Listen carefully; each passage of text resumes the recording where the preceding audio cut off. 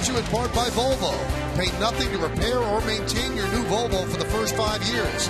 Volvo for life. By the men's store at Lord & Taylor. And by Turkey Hill, the official ice cream of the New York Yankees. Nice way to start the weekend with a baseball game between two American League East rivals, the Yankees against the Blue Jays. Freddie Garcia will toe the rubber, and he will start the first game of this set. Let's take a look at the Blue Jays starting lineup presented by Bank of America. Rajay Davis, the center fielder, just off the DL. He'll lead off. Yunel Escobar at shortstop will bat second. Batting third, playing right field, Jose Bautista. Adam Lynn, the first baseman, cleans up. Batting fifth, playing left field, Juan Rivera. Edwin Encarnacion at third base will hit sixth. David Cooper makes his major league debut. He'll be the DH. J.P. Arancibia, the catcher, bats eighth. And batting ninth and playing second base, John McDonald. The Blue Jay lineup going to get a look against Freddie Garcia tonight. Making his third start of the year for the Yankees. One relief appearance. You see the numbers. They are outstanding. 13 innings, only 5 hits, 9 strikeouts. Opponents only hitting 116. Take a look at our Jeep pitcher scouting report on Garcia. A nice first impression as a Yankee with those numbers. It definitely is. And don't change a thing. He's been able to throw any pitch in any count for a strike. And he's been right-hand dominant this year. Right-handers only hitting, or they're 1 for 23 off of Freddie Garcia. A good mix of sliders and split fingers to the right-handed batters. Crowd filing into Yankee Stadium. Final 3 games of this homestand. Yankees split the first 4 against the Chicago White Sox. Yankees come into this game in first place in the American League East at 14-8. Blue Jays at 12-13. Garcia's ready. Let's do it. And the first pitch is a fastball high, and we're underway.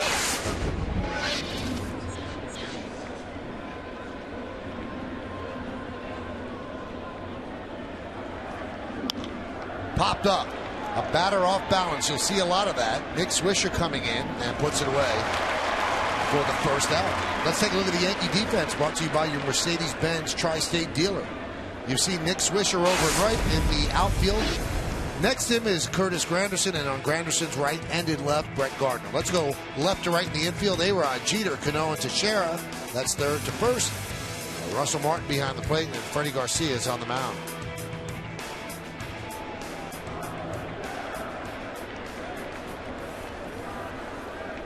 Here is Yunel Escobar. Foul back. I'll tell you, Flash, every once in a while you see somebody in uniform and it just doesn't fit. I was walking off the field today. I see Eric Chavez. And then I look out on the mound tonight with Garcia, guys that were big parts of teams that you were fighting to win pennants. It's the nature of baseball, but it's still weird. The 0-1. Line drive, a base hit to left field. So Escobar reaches on the single. Well, Escobar's gotten off to a nice start this year, but you bring back Freddie Garcia. I mean, the Yankees have to be happy. He's in a pinstripe uniform, off to a great start. Tonight's closed captioning brought to you by Verizon Wireless. So that's going to bring up Jose Bautista. And his numbers just jump off the screen at you.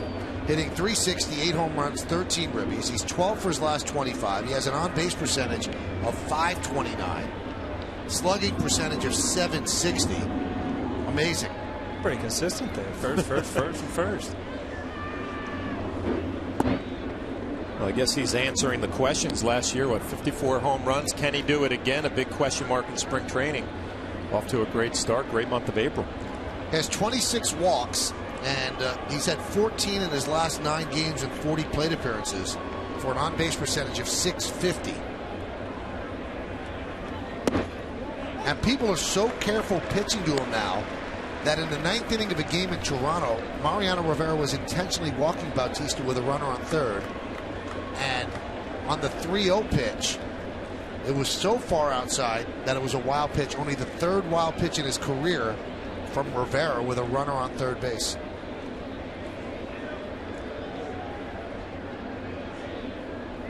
The 1-1. And there's a strike. Let's look at the game time weather presented by Bigelow Tea. 61 degrees, humidity 47%, wind 11 miles per hour. It's cloudy and clearing. Now Bautista's hurt the Yankees as well. 7 home runs in his last 20 games against the Yankees. I'll tell you what, I was doing my homework yesterday, Michael. I turned on the game. I don't know if you saw Batista hit against the Texas Rangers, but I did. Scary moment for the whole organization. 0-2 pitch came up, hit him in the hand. So let's see how he swings the bat tonight. But the ball actually was right at his face. Tough at bat to end a road trip with. The 1-2. Line drive. He's not affected by it. A base hit to left field. Well, he answered my question right there real quick.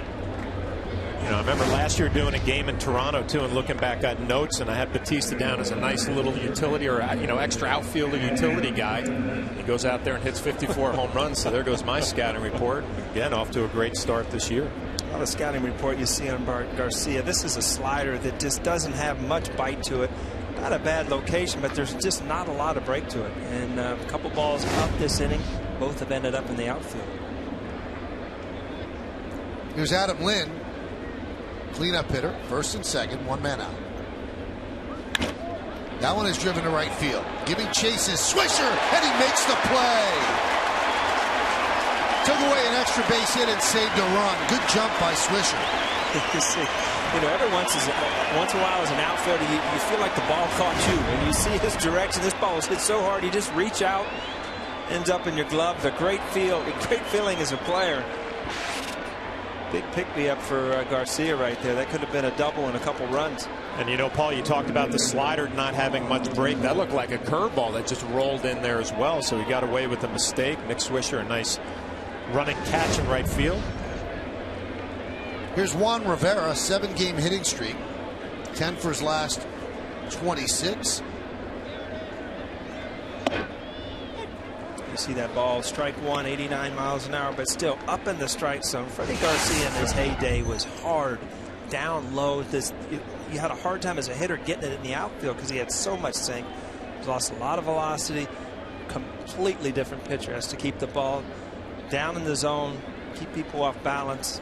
And you see in this first inning, the last 3 hitters, every one of them hit the ball hard. Nice adjustment there, getting the breaking ball down. A nice block by Russell Martin. Coming to the ballpark today, I was thinking what a luxury it is for Martin to catch a guy like this who can throw off-speed pitches for strikes now, behind in the count. These are the guys that are fun to catch, where you really have to try to get inside their head and get them through a game with not their overpowering stuff anymore.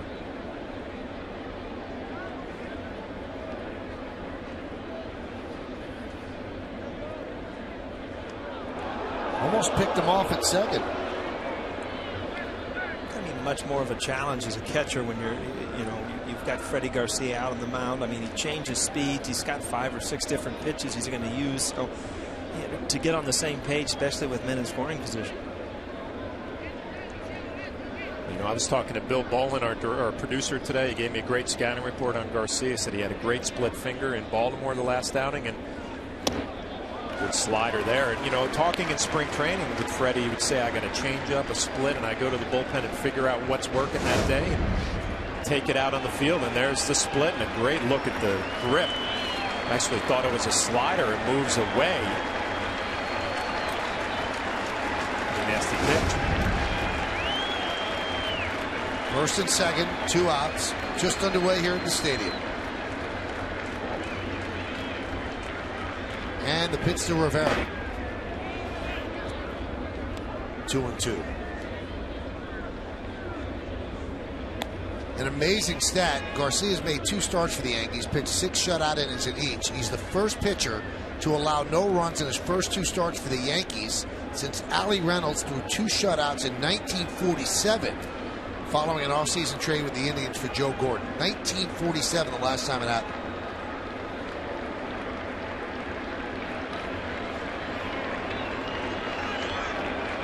2-2. Swing and a miss. Got him. So a little bit of this, a little bit of that, as Garcia works into and out of trouble. 2 hits, 2 men left. Blue Jays nothing, and the Yankees coming to bat. Nick Swisher, number 33. Mark Teixeira, number 25. Alex Rodriguez, number 13. Ravi Cano, 24. Andrew Jones, 18. Curtis Granderson, number 14. Russell Martin, number 55. Brett Gardner, number 11. Nice job there, John. They render me useless. Taking away your time. It's unbelievable. It's all right. Well, you know what? After scoring 12 runs yesterday, they can announce themselves, and they're going to have to face a tough left-hander, Ricky Romero. 5 starts, 1-3, an ERA of 3. Pretty impressive numbers. Has not had a lot of run support. We'll take a look at our G pitcher scouting report. It's the #1 starter for the Blue Jays, and they have only scored 4 runs for him in his last 4 outings. That's why the record is 1-3. And not your typical lefty. Doesn't have that big, overpowering slider. More of a changeup pitcher. Gives the righties a tougher time than he gives the lefties. Here's a righty, Derek Jeter. Derek, 7 hits in his last 16 at-bats. He had a day off yesterday, and he fouls it off. You see on that first pitch, most lefties with real good changeups are hiding their fastball. They don't have a fastball. Romero has a good enough fastball to get away with it. You see first pitch out of the gate, 93 miles an hour.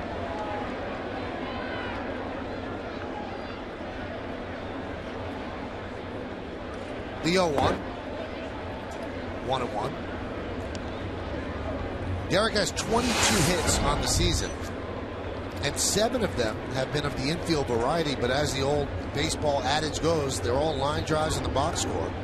But the Yankees would like to see Jeter start to drive the ball a bit as he fouls that one back. But there's been so much consternation about Derek's slow start, and then you look up and he's hitting 262. 262 is not bad. Yeah, Paul and I were having this conversation before the game. You were, out probably researching, and we were talking about Derek. And you're right. I mean, 262, it's respectable. But watching him in batting practice today, I saw him rolling over to the left side more than I'm used to seeing Derek. I'm standing behind the cage today watching a little bit, and I did a game in spring training, and it was all about, his adjustments. Yeah. And as a player, it's very hard to stick with adjustments if they're not working. And in the cage today, you see he looks like, he's kind of just got back to where he's comfortable. And I don't know if that is going to turn into, a hitting streak or whatever, but it looks like some of those adjustments that Kevin Long, you see right there, worked with in the spring, if they don't work immediately, you hate to wait for them as a player. So Derek has worked the count full. That one is blooped to right field. Coming on is Bautista, and he'll make the play. Got a good jump. So 1 away. Let's take a look at the Blue Jays defense, brought to you by your Mercedes-Benz Tri-State dealer. In the outfield, Rivera, Davis, and Bautista left to right. Infield, Encarnacion, Escobar, McDonald, and Lind. Third to first. Aaron Sebia is behind the plate. Ricky Romero is on the mound.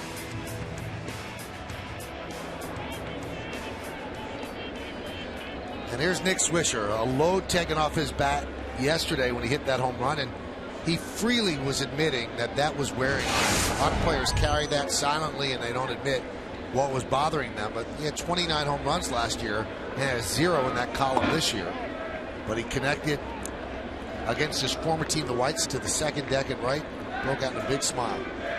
It's funny, as an everyday player, there's times throughout the year that you go a week or 2 without a home run, and then it starts weighing on you. I haven't hit a home run in a while. But when you start the season off that way, it's just it really eats at you. And right here, that's a no-doubter. Such a relief as a player, and you try to break it down. All it is a good swing on a bad pitch, but it still haunts you at night. You still think about it when you go to bed. I haven't hit a home run yet. Now, when you look at Swisher's numbers, he's hitting 237. Most of those numbers come from this side. He's much better this year right-handed than he is left-handed. Hitting 480 as a right-hander, 12 hits and 25 at-bats. And then as a left-hander in double the at-bats, hitting 118. But he did hit the home run as a lefty. Off speed upstairs. Well, we remember Nick. I mean, he had such a big year last year, an all-star season, and hitting in this spot in the order, #2 in the lineup, and saw plenty of fastballs last year and had a great year. And obviously early on was hitting a little deeper in the lineup. Now back in the 2-hole, and I guess he was hitting second yesterday as well, right, Michael? Right behind Granderson. The 2-2. Count 3-2. 96 miles an hour. I just think it's such a great place to hit in this lineup. #2 in front of Mark Teixeira, Alex Rodriguez, Robinson Cano. Joe Torre numerous times used to guys that were struggling, put them in the 2-hole, get them some fastballs, get them some hits. He'd give you 2 or 3 days, and then he'd put you back to where you should be. Slow roller. Going to be a tough play. And they get him. Nice play by Encarnacion.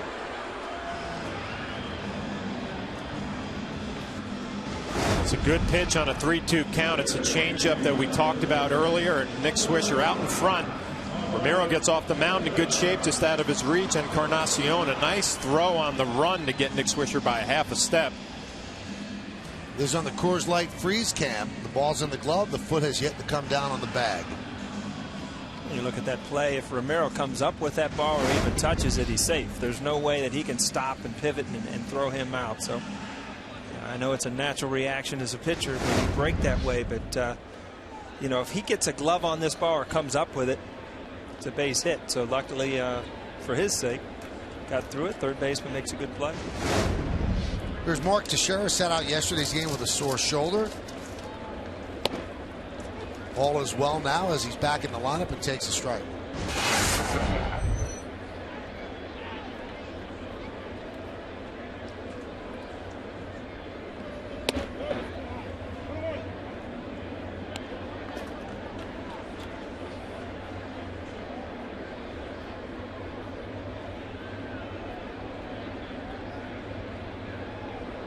The 1-1.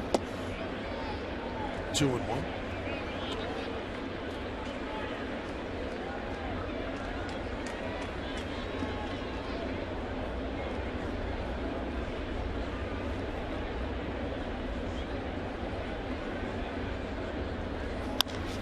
Grounded left side. Past to diving Escobar into left field. A base hit for Teixeira.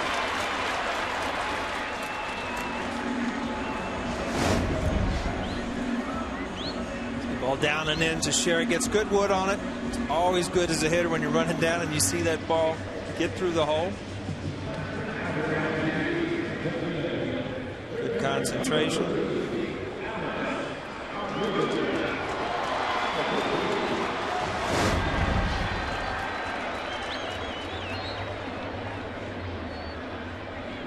Here's Alex Rodriguez. With that base hit, Teixeira's now 8 for 22. That's 364 against lefties.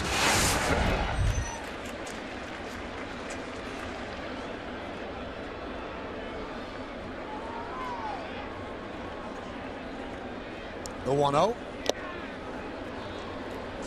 Ramiro's really dealing. He's throwing 95, 96. It's funny, behind the cage today, Charlie and Joe Girardi and I were standing behind there, and Alex always likes to get in the cage and give me a situation.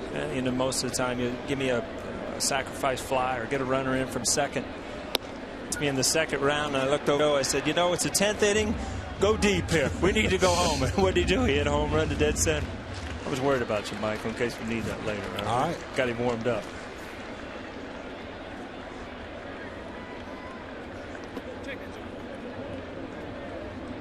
Count 2-2.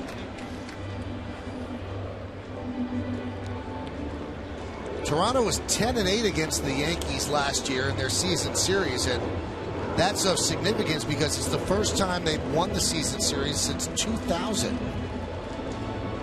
Paul was on that team. New manager John Farrell. That is a long time ago. Long time. That one is blooped into right field, and Bautista comes in to make the play for the final out of the first. No runs ahead, no errors, one man left. Let's go to the second. There's no score on yes. April 29th, 1995, Andy Pettitte makes his major league debut in the 7th inning in Kansas City. Demand greatness in every sip and every season. Johnny Walker, proud sponsor of the New York Yankees. Now, Paul, you know you're getting old that you're now parts of teams of Yankee history. 95, huh? Long time ago. Yeah. Things were so much more simple then, right? Yeah, come get your 0 for 4, a couple hits, and go home. That's all you had to do. You weren't paying 2 college tuitions. It was different. Wow. There we go. Trying to get more games now. Flip won't even answer the phone.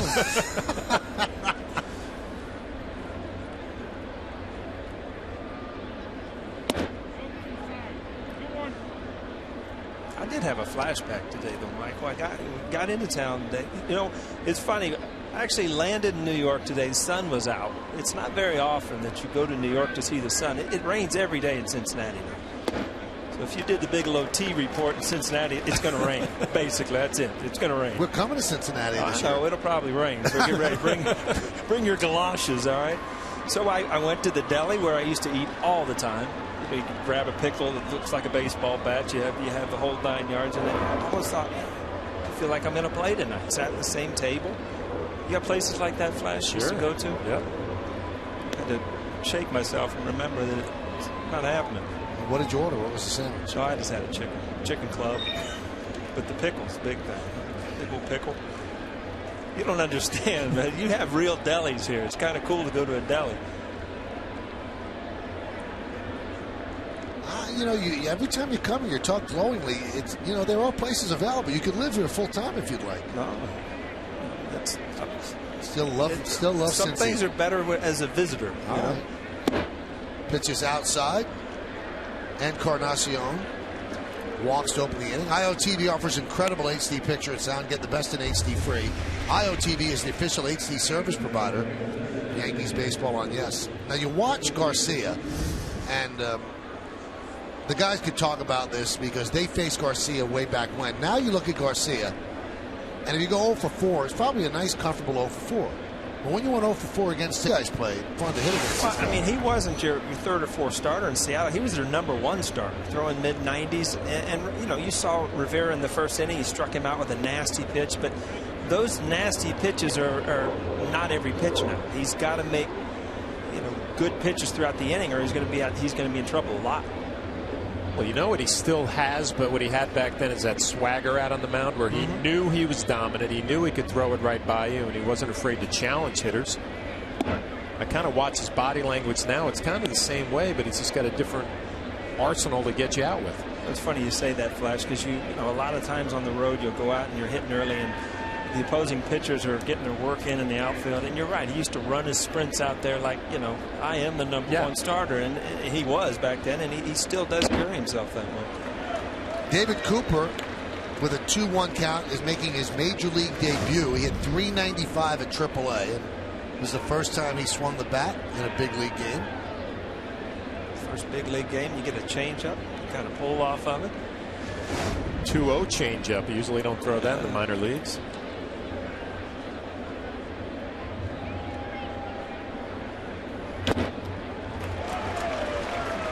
When you're up in your first big league at bat, do you even know what's going on there? Is your heart just pounding? I had great advice from our what was he, the bullpen coach, Gary Allenson, said go up there in the first, right when the guy lets go of the ball, just swing as hard as you can. Kind of get the jitters out of the way and settle into your at bat. Great advice. I was watching Chapman. You know, we've got a pitcher in Cincinnati that throws 105, 106 miles an hour. And I heard the announcer say, you know, you really have to almost start swinging before it leaves his hand. And I'm thinking to myself, that doesn't work. You got no clue where that ball is going. How can you swing at it? So, but you almost get that feeling. I remember as a rookie, my first at bat, first pitch I hit should have been a double. I was so nervous running to first, it's like my legs wouldn't work. It ended up being a long single. Runner goes 3-2. Now John's first at bat. He did get a double off of Charles Nagy. Nice brand name pitcher. Brand name. Probably really a triple, but you couldn't run well. Wow. I'm just saying because of your nervousness. It's the second inning, the first game we've worked together. And you've already thrown a shot. Nervousness. Nothing about your speed. That was probably the fastest I ever ran in my life. I was so excited. And Charles Nagy I played with in the Cape Cod League. We were teammates, so it was nice to get a hit off somebody I knew what he had out there.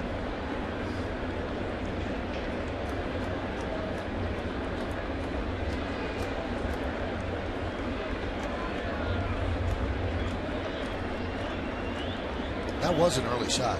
Surprise. Second inning. It's not intentional. Now, if it was coming at you, it would have been. That would have been intentional.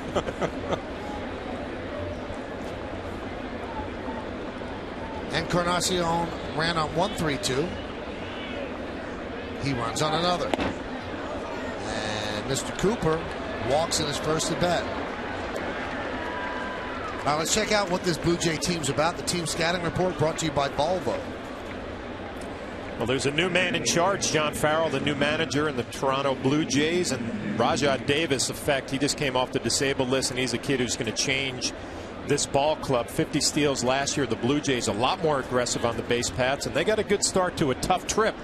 Had a nice series in Texas, and then they move here to New York for 3 games, and then on to Tampa. So a tough road trip for John Farrell, but they got off to a good start. Kind of different seeing the Blue Jays more aggressive on the base paths. I haven't seen that in a few years. Pitch to Aaron Sibia. It's inside. The scouting report on John Farrell as a first-year manager is he's hard to read because he'll run when you don't think he's going to run. He'll bunt when you don't think he's going to bunt, and it's hard to think along with him because he's managing outside the box. One of the games down in Texas, they won with a squeeze bunt, the 8th or 9th inning, late in the game. So I mean, you don't see a lot of those things in Major League Baseball. Teixeira was thinking 2, but it took a bad hop, so he takes the out at first base as the runners move up. Here's the squeeze that Paul's talking about. Corey Patterson at the plate. So you just say something, and it happens. And right here, yesterday, day game, squeeze bunt. And then John McDonald won a game against the Yankees in extra inning with a squeeze against the Yanks in Toronto. Well, the Yankees are in at the corners. They're back at shortstop and second. Here's John McDonald, a guy who will just put the bat on the ball and get a run in.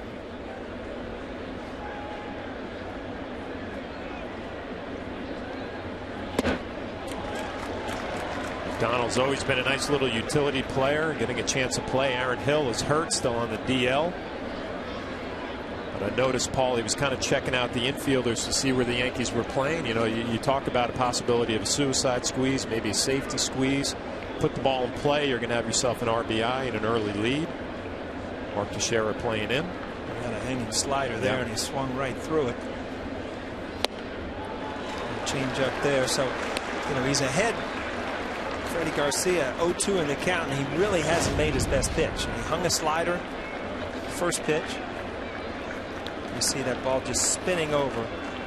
Stays on the outside part of the plate. Took enough off of it to get McDonald out front.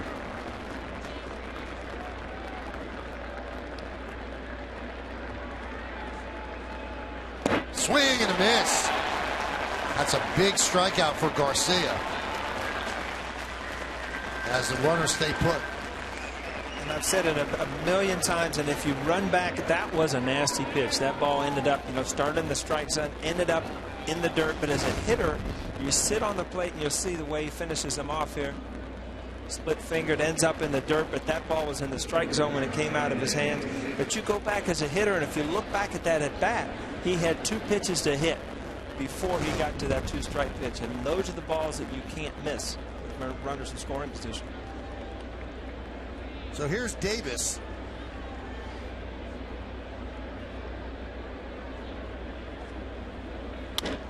There's a ground ball to Jeter. He charges, fires, got him.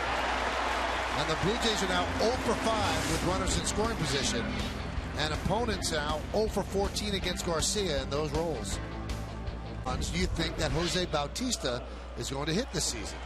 You can text your vote to 58772, and of course standard text messaging rates apply. Here are your choices: 30 to 40, choose 1; 41 to 45, 2; 46 to 53, or 51 or more, 4. I'd say 30 to 40. Yeah, I'm stuck in between. I need to vote right in here because I'm stuck in between those two. The 51 or more, I think, is totally out. 46 to 50, I mean, that's a big year. Here's Cano.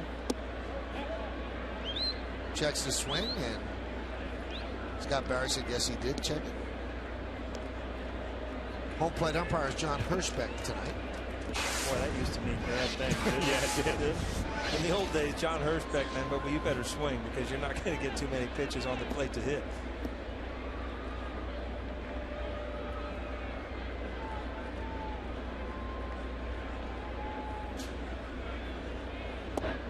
Remember, I used to have a talk with Wade Boggs about John Hirschbeck because Wade would always really not like when John Hirschbeck was calling a game. And there's the umpiring crew for tonight. I said, well, if you know Hirschbeck has a wide strike zone, why don't you adjust?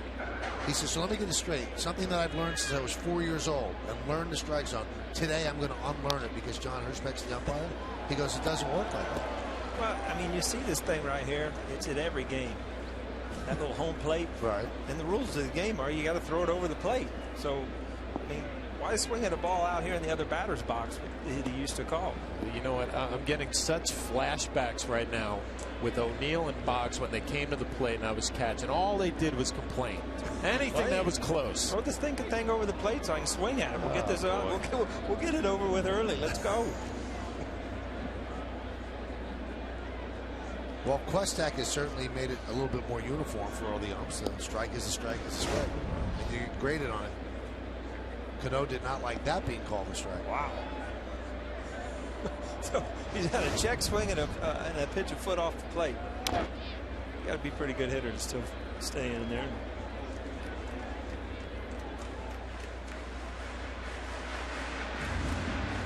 I talked in the scouting report that Romero, not a guy who's really overly dominant against left-handed hitters because he doesn't have that big sweeping slider.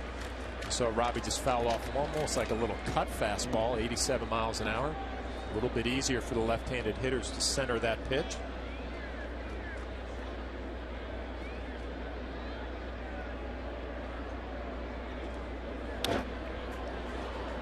That's the difference. I saw that fastball in, and I'm just thinking this is the pitch that in the old days I couldn't hit. That fastball, two-seam fastball from a lefty. It's just a hard pitch to hit for a left-hand hitter. And you see Robbie, what he did he fouled it off. He spoiled it. Just gives himself another chance for him to make a mistake and get a ball out over the plate. If you hang a slider here, then he hit a line drive to left field. Check swing, he did not go. So he's worked the count full. Nice check swing right there too after that fastball in you mentioned, Paul, able to lay off a nasty pitch down and away. The best breaking ball Romero has thrown in this game so far, and Robbie able to hold up. I'm sure that's not easy to do. I tell you what, it's not easy when you've got two strikes and they point down at that third base umpire. Everything's in his hands. You just stared at him from the first pitch, so he's like already raising his hand to send you back to the dugout.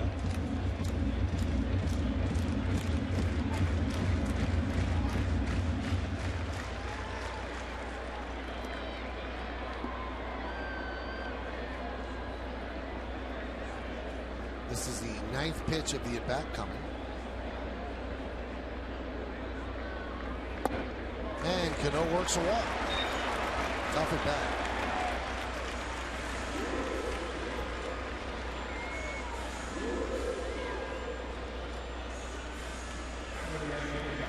On paper, that just looks like a walk. But if you look at, he really didn't have a pitch to hit. He had a check swing, a couple nasty pitches inside, a tough slider that he laid off. Just a great at bat from a great hitter.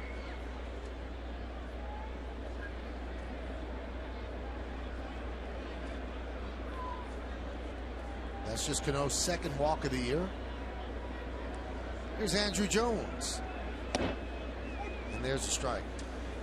That's the difference when you look at the Yankees lineup, Toronto's lineup. Robinson Cano is as good as hitter as anybody in the game. That's his second walk. Now you go on the other side of the field. Bautista, he's got 26 walks already because he doesn't have the protection. He doesn't have the guys hitting around him that'll hit home runs also. So great position for Cano to be in a lineup where he has a ton of protection from other players.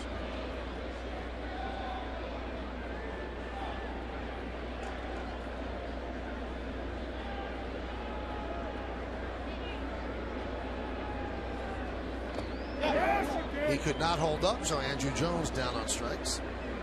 First strikeout for Ricky Romero. Talked about the changeup for Romero being a quality pitch. This looks more like a curveball. Andrew Jones tries to hold up the swing. He cannot. It'd be a tough night for any hitter if you're going to have a fastball changeup and then you throw your third pitch, which happens to be on that night. A good curveball down in the zone. A nice block by Aaron Sebia. Here's Curtis Granderson.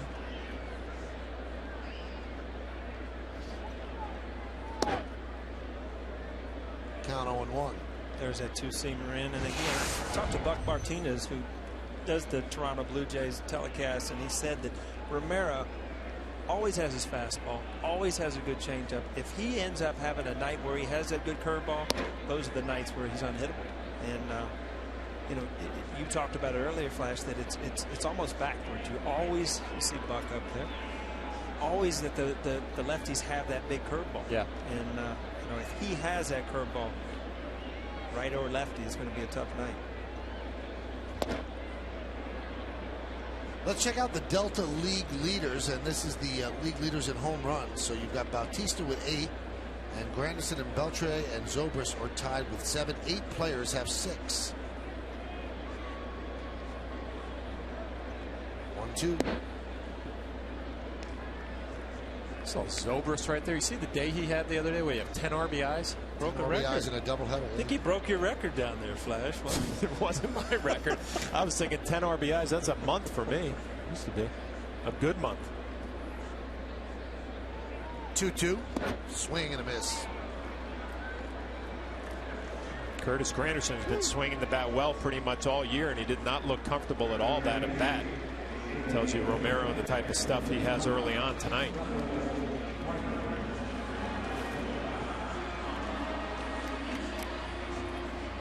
So what was he telling Gardner there? Probably movement on the fastball, I would think. You know, a little movement down and in. But you can tell the guy all you want until you go up there and get a good look at it yourself. Russell Martin fouls it off.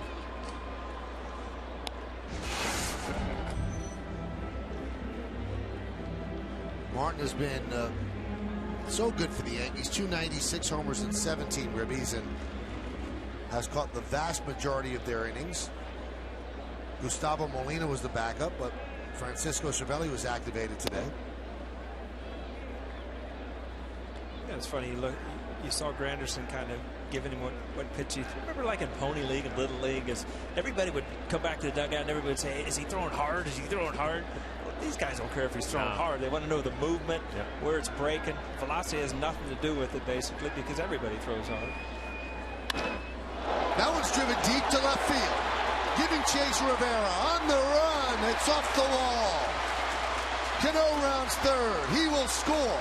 Russell Martin stops at second. An RBI double. And the Yankees lead 1-0.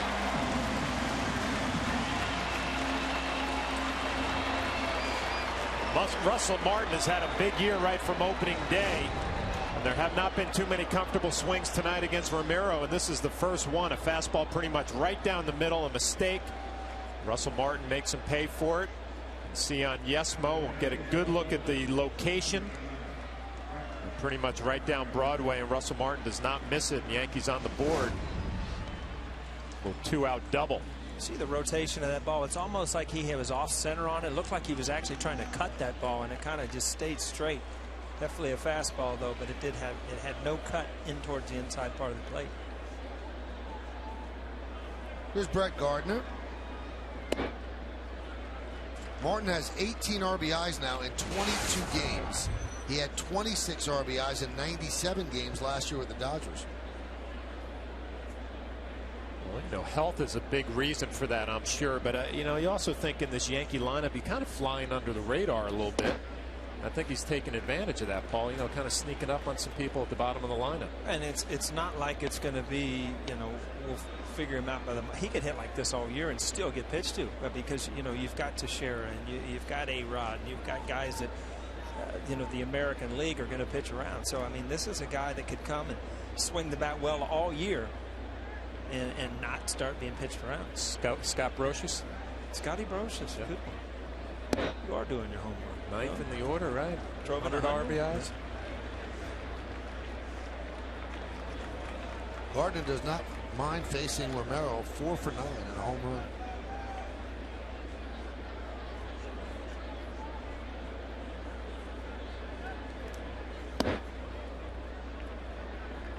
Pitch is a strike. Well, I bring up Scotty's name because there are plenty of times I would drive home in the car after facing the Yankees trying to get your lineup out and said, all right, we did a good job on Jeter and O'Neill, but Scott Brocious got us for 4 RBIs. You know, the number 9 hitter in the lineup.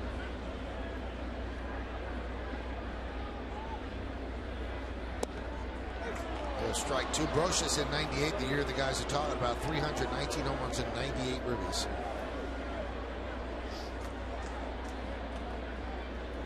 And defensively is as good as anybody in the league. Best I ever saw it, coming in one-handed. The bare hand to first base, caught him by a step.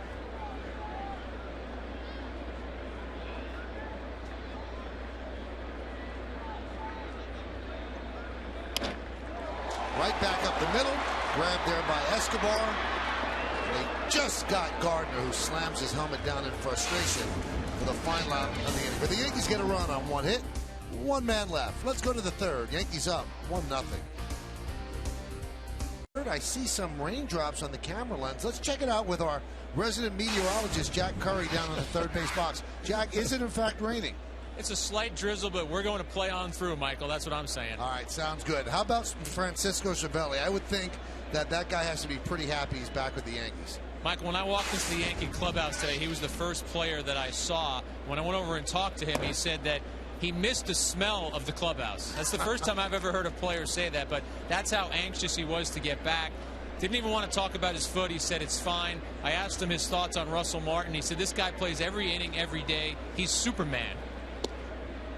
Well, he certainly has been that. I never noticed the smell in that clubhouse. It's so clean. They got a full diner back there now. It's not like the old days where you get a pack of potato chips and a Coke. I mean, you've got a chef. You got everything back there.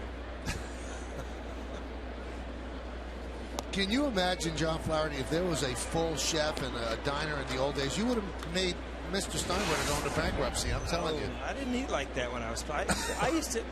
When you were on, is Jack done, by the No, way? Jack's not done. Jack, how you doing down there? Thanks, Jack? Paul. Thanks for looking out for the little guy down here. And thanks for taking that so literally, Michael. By saying he missed the smell of the clubhouse, he clearly meant that he missed being around the guys, missed being around the team. Come on, you know that. Hey, Kim Jones takes a night off and we sit you out in the rain. See what happens. Now, you know, a storyline so far over the first couple of weeks is that, you know, Rafael Soriano, who obviously is going to be a great addition for the Yankees, has struggled quite a bit. And when he struggled the last time against the White Sox, I brought up the story of Goose Gossage, how badly he struggled in '78. And, Jack, you actually spoke to Goose today. You're the reason I called Goose Gossage, Michael. I heard you talking about it. I reached out to Goose. I spoke to him today. He actually got off, or he finished a golf shot. He had to chip a shot onto the hole as we see a walk here, and got off the course and talked to me for a few minutes. And he said in 1978, when he first came to the Yankees, he said the beginning of his time with the Yankees was the most miserable time of his career. His first appearance, gave up a game-winning homer to Richie Zisk. His second appearance, he blew a 3-1 game. The Yankees lost 5-3. His third appearance, he gave up a homer again. So in his first 3 appearances as a Yankee, he gave up 3 homers. Didn't get his first save until the 22nd game of the season. Now, did he remember the story that I remember, that Mickey Rivers jumped on the hood of the car? It's a famous story. He talks about it all the time. He definitely remembered it, and I'm telling you, he can joke about it now, Michael, but he also got to a point where he said mentally his rough start with the Yankees was doing a number on him. So he said to me, I didn't have a chance to talk to Soriano much in spring training. I don't know how strong he is mentally. He said, but listen, he's got to go out there and realize what he did last year. He said, that's how I finally got myself back. I said, I can't throw it 150 miles an hour. I can throw it close to 100, and that's what I have to remind myself. He did have a great line, if everybody remembers the story of that 78 team. He said, hey, we're credited with one of the greatest comebacks in baseball history. If I hadn't dug such a big hole, we wouldn't have been so famous. The count is 1-1 on Jose Bautista, runner on first base. Now, the story that I referred to about Mickey Rivers, because Goose was struggling so much, and back in those days, a car would drive the relief pitcher to the mound.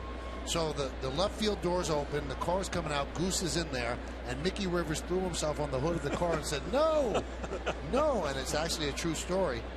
But Goose obviously became a great pitcher for the Yankees and went to the Hall of Fame. Now, we saw David Cooper in the previous inning make his Major League debut, and I know you spoke to him today, Jack. I did, and I wanted to close out the Gossage thing real quickly, Michael, by you just made reference to the Hall of Fame, but he finished that year 10 wins, 27 saves, and an ERA around 2.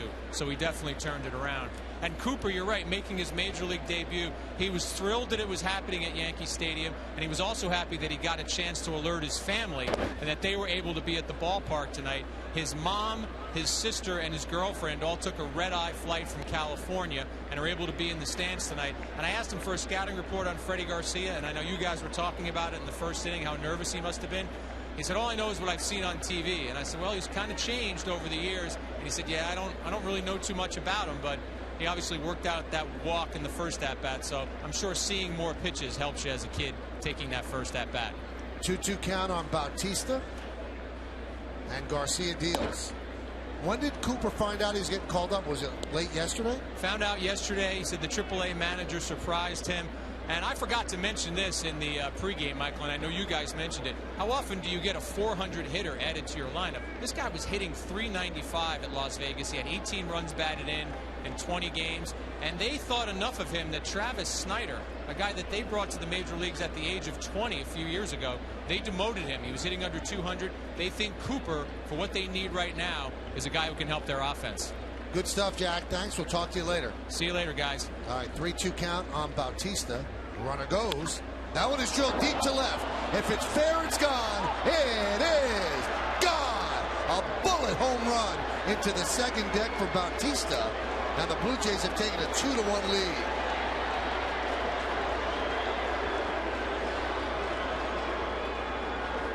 And we've talked about his power, what he's done the past couple years.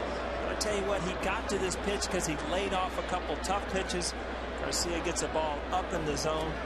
Bautista's just becoming a regular. He just does not miss mistakes. And you see that ball slider just kind of hung out over the plate. Good hitters keep those balls fair, too. A lot of guys will hit that ball hard, but they'll hook it foul. Kept that ball fair. 2-run homer. Let's take a look at this with the IOTV HD Super Shot. Kind of hung up there for him. Pitch outside the wind. J.P. Ricciardi was the general manager of the Blue Jays when they acquired Jose Bautista. And he is now the assistant to Sandy Alderson with the Mets. And Tom Verducci of Sports Illustrated got a hold of J.P. and J.P. said, it's the greatest trade I will ever make. It was August 21st, 2008, and they got him from the Pirates for Robinson Diaz, a prospect catcher. It was a line drive base hit to right field. And Ricciardi said, I just looked at him and I said, this guy's going to be a good utility guy for us. He can play a lot of positions. I think maybe he can hit 15 home runs a year. And if he has a great year, he can hit 20. He said, I'm not going to lie to you, I never thought 54. Well, you know, a lot was made last year that he got himself ready to hit earlier with his timing. And obviously it turned into over 50 home runs last year. He's continuing this year. You know, if a guy has the ability and maybe gets with a good hitting instructor, as you see the numbers for his career and the split between 04 and 09 and last year, this year. And a hitting instructor gets a hold of a guy, changes something, next thing you know, he hits 50 home runs. You mentioned Michael Aceto Gaston. He was also a big part of helping him hit. Aceto Gaston was a good hitting coach in his day, good manager, kind of like Lou Piniella. You know, he was a manager, but he studied his hitters also. Yeah. And a lot of guys around the clubhouse still say Aceto Gaston has a lot to do with Lynn and Bautista. The 1-0 count to Rivera. Fly ball to left field. Gardner is there, so they finally retire a Blue Jay. You know, welcome thing for the Blue Jays is Lynn starting to swing the bat. 3 consecutive days with home runs. We go back to 2009. I mean, he had 35 home runs, 115 RBI, 114 RBIs. So, you know, if he gets back to his form where it gives Bautista some protection, then you'll score some runs. And you know, they've got some pitchers that you know, can give them good starts. They got a good bullpen. If they score some runs, they can make some noise. Here's Edwin Encarnacion with a runner on first and 1 out. Blue Jays lead 2-1 on Bautista's 9th home run of the year and his 8th home run in 21 games against the Yankees.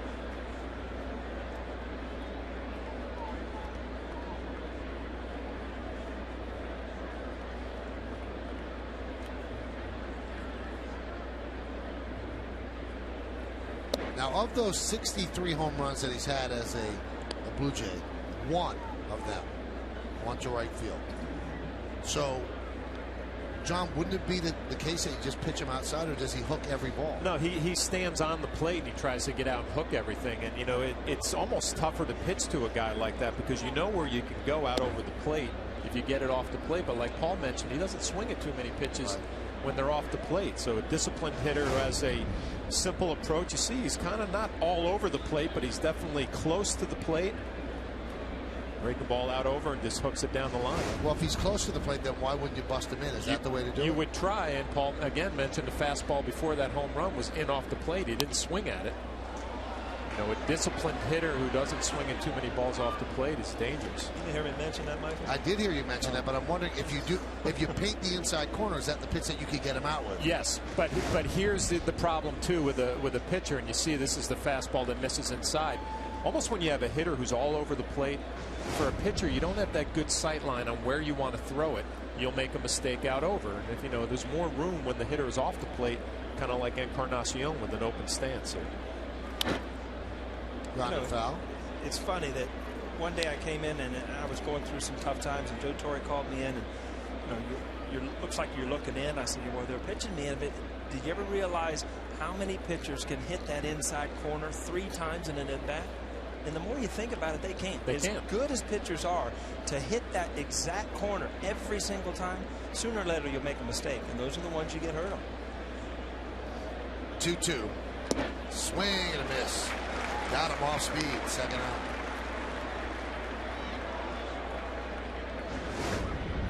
Again, that split finger fastball. A great look at the grip, the rotation on the ball. It just dives straight down. It's been a nice pitch. The slider hasn't been great, but the split finger tonight has been fantastic. Well, I was just going to mention, I mean, his slider, he's made a lot of mistakes with. He's got some strikeouts with that split finger. It's almost like he's going to have to start throwing that early in the count, which for me, Fletch, I don't think he's done that a lot in this game yet. Cooper fouls it back. So just to wrap that story up then, Paul, what Joe was pretty much telling you to do, that the spin on the inside pitch, he's not going to be able to throw it 3 times. Yeah, sooner or later to look, you know, if they throw you a perfect pitch the first time and to think that, you know, they're going to make 3 of those in an at-bat, it doesn't happen very often. So you can't look for one thing. You look for the pitch that you're good at hitting, and sooner or later, pitchers are going to make mistakes. And to add on top of that, I mean, working with pitchers for my whole career, a lot of guys are not comfortable pitching inside. You know, they fear that if they make a mistake, it gets hit out of the yard. So they would rather pitch away from a hitter than pitch inside, kind of playing to Paul's point. Are they also afraid to hit batters? It's all part of it.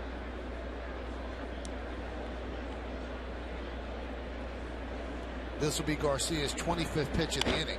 It's fouled away by Cooper. You can usually tell as a hitter, you know, when you're facing a pitcher and he busts you inside.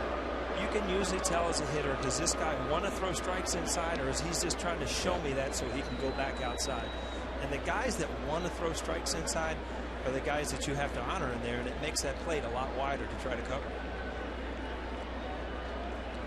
1-2. Swing and a miss. So Garcia bounces back, but not before Jose Bautista goes yard. Certainly not a strange sight. This guy does it a lot. He takes the pitch and drives it off the facing of the second deck in left field. With that swing, Toronto leads 2-1. Powered by Bank of America, setting opportunity in motion in New York to help our community and economy. By Acura Advance. And by Avis, the official rental car of the New York Yankees. Lincoln scoreboard, it's 2-1 Blue Jays over the Yanks as we go to the bottom of the third and the top of the Yankee order, starting with Derek Jeter. Derek flied out to right. That was in the first inning.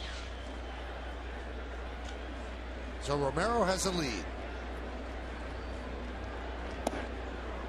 Now 1-0, that's a good sign. Why? Because coming into this game, opponents, they have stats for everything. Opponents hit .428 against Romero on a 1-0 count. 54 for 127.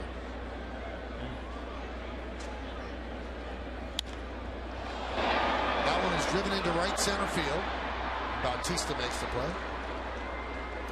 Is there any rhyme or reason to that, Paul? You know, I was just thinking about it. I mean, he's got such a great changeup that, you know, ahead in the count he's going to use it. So I think that he trusts his fastball. I think that if he gets behind in the count, that he comes right at guys with his fastball, and the hitters probably know that. You backing me up there, Flash? I like the theory, yeah. I mean, talk all the time. He's proud of his fastball, and you see Derek gets beat on a 1-0 fastball inside. Here's Nick Swisher. He grounded out to third in the first inning. A really nice play by Encarnacion. Slow roller. Came in barehanded, fired, got him. 1-0.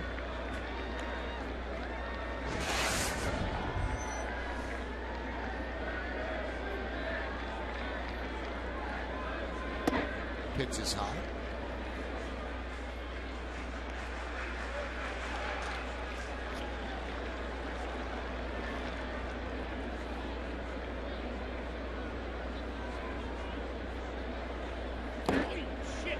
Count 3-0.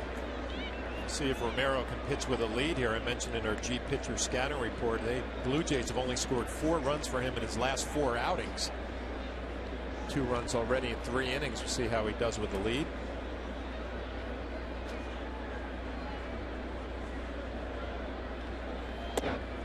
There's a strike.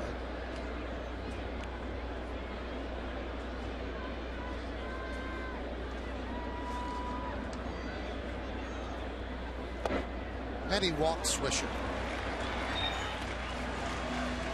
Follow the New York Yankees with the MLB.com @Bat11 app for your iPhone, iPad, Android, or BlackBerry. Get live audio, pitch-by-pitch tracking, video highlights, and more. Text @Bat to 31826 or visit Yankees.com for details. I'm just going to say, does that mean I can't get it on my razor? I don't think you can get it on your razor. I'm a little outdated. My kids laugh at me every day. I mean, why buy that? I don't know how to work all that stuff. Here's Teixeira. Right back to Romero. He saved himself and made the out. Wow. And now he takes a walk behind the mound to collect his thoughts. That has to be scary. You know, it just goes back to the same thing as a hitter. You know, a ball that just goes whizzing by your face. I mean, it takes a while to get that in. You laugh about it, this and that, but I'll tell you what, it shakes you up. I was talking about that app on my Razor phone, Michael. I know it's a little outdated. Oh, right back at it. I mean, that's really not even a reaction right there, Flash. That ball just happened to be right where his glove was. Yeah, Mark Teixeira's hit the ball hard twice.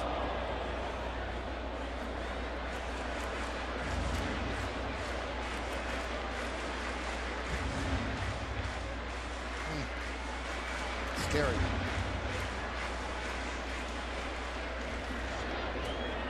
Teixeira's in the dugout watching the replay and gives it a wow.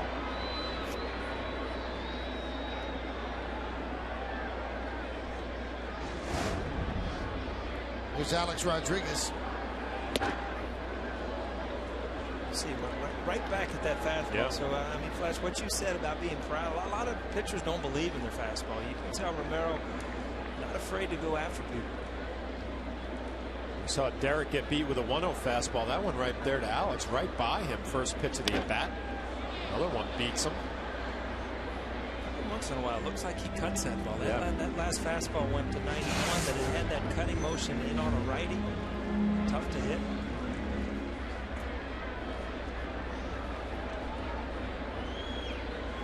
So many things you can do here. You've gone at it with hard stuff. You're 0-2.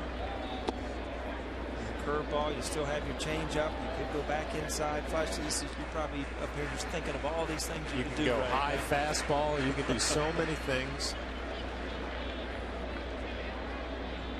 What you don't want to do, I know, is to get back to 2-2, 3-2, because then Alex is right back in the count, where as a hitter you feel like you're going to get a pitch right after. Well, Rodriguez goes down on strikes. No runs, no hits, no errors, and one man left on base and one near miss. What a play by Ricky Romero. Got it out, saved himself. The run on Joe Girardi's RBI triple in Game 6 of the '96 series. That one's hit deep to left. Off the bat of Aaron Sebia. See ya. A home run. One pitch, a home run here to start up the 4th inning. It's 3-1 Blue Jays. Freddie Garcia has been in trouble pretty much this whole ball game. First and second inning, he was able to work his way out of trouble. 2-run shot in the 3rd, and Aaron Sebia, first pitch fastball, takes care of it. 4th home run of the year, and he pretty much, no doubt about that. Nice extension, able to keep it fair.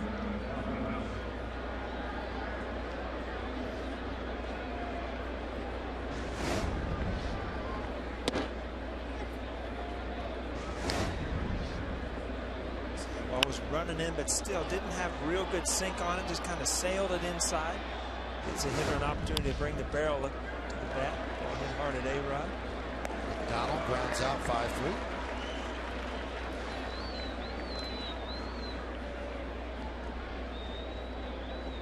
I'll let you know, Michael. First game of the year, I'm 1 for 1 on the questions. You better get that one. I'm just why? Because I played that. I'm just saying, you should know you're on that team. I remember it well. All right. Now, Garcia and Colon have both been revelations for the Yankees. But watching Colon, he's not using any mirrors. He's coming at you. He's throwing 95 miles an hour. And I'm wondering, that one is looped into right field, and it's going to dunk in front of Nick Swisher, so a base hit for Rajay Davis. I'm wondering, I'll ask you, John, the more people see of Garcia, maybe they did some homework on the first 2 starts that he had. Is he more likely to get hit? Well, I mean, you would worry about that. The scouting report, you know, he'll throw a lot of off-speed pitches and fastball counts, so maybe you sit back a little bit more as a hitter. But to me, early on in this game, and Paul talked about it, his slider has not been very good. The split has been his best pitch, and missing a little bit with location. So I don't know if it's as much a scouting report situation or just really not having all your pitches tonight. I mean, he's back to being a pitcher where he has to make quality pitches. He's not going to get away with a lot of mistakes. He's made more mistakes tonight than he has his past couple starts. Runner goes, pitch out, throw to second. Not in time. Davis got such a good jump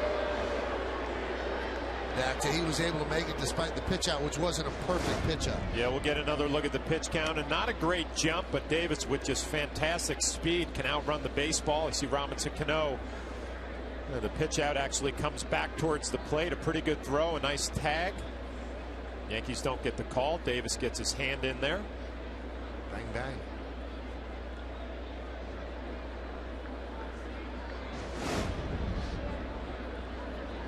You know, it's funny. It just took me back to being a little kid watching baseball, and you saw Bautista. He, as a fan, you want to see what he does. He hits a home run. Well, you see Davis, you want to see him get on base as a walk. Or I remember watching Lou Brock. I always hoped that he would get on first base so I could, you know, watch him attempt to steal. And Davis didn't take long. Did not take long to get going. Well, you know what, from a catching standpoint, too, it's intimidating when you know a guy has speed like that, and he's going to force the issue, and everything has to be perfect. And we just saw the pitch out was not 100% perfect, and that was the difference. There's a strike. You see Cano having to hold him at second base, completely taking him out of his position. And I mean, most second basemen will hold him there and then break back to the position. Cano on the last pitch never moved, just stayed there the whole time. You see that big hole over here on the right side of the infield.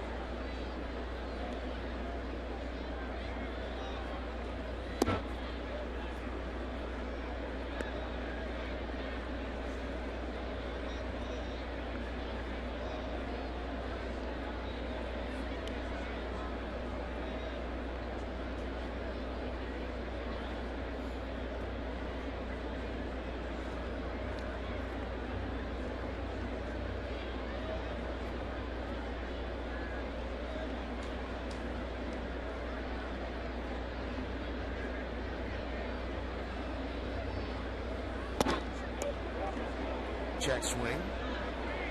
First base umpire, Wally Bell, said he went.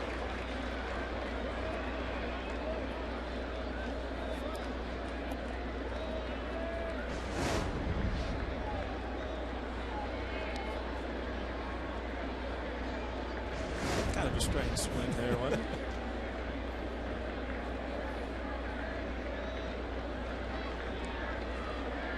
Paul's talking about what a threat Davis is. Davis was tutored on how to steal bases while he was with Oakland by Ricky Henderson. Not a bad guy to be tutored by. He grew up in Connecticut, and his favorite player was Darryl Strawberry. I talked about how intimidating it is for a catcher when you know a guy is going to get on base and he's going to force the action, run early. And, you know, you want Brett Gardner to kind of get to that mentality where you realize how intimidating it can be to be a base stealer. Not an easy thing to throw runners out. You know, I used to know as an outfielder, if it was a guy with good wheels on second base, everything had to be perfect to throw the ball. And I would imagine as a catcher, it's in your mind, and the exchange, everything has to be perfect, or you have no chance. Off the end of the bat, rolls foul. Now this becomes an important batter for the Yankees, because if you lose him, you've got to pitch to Bautista. If you get him, then you can play around with the notion of maybe pitching around Bautista.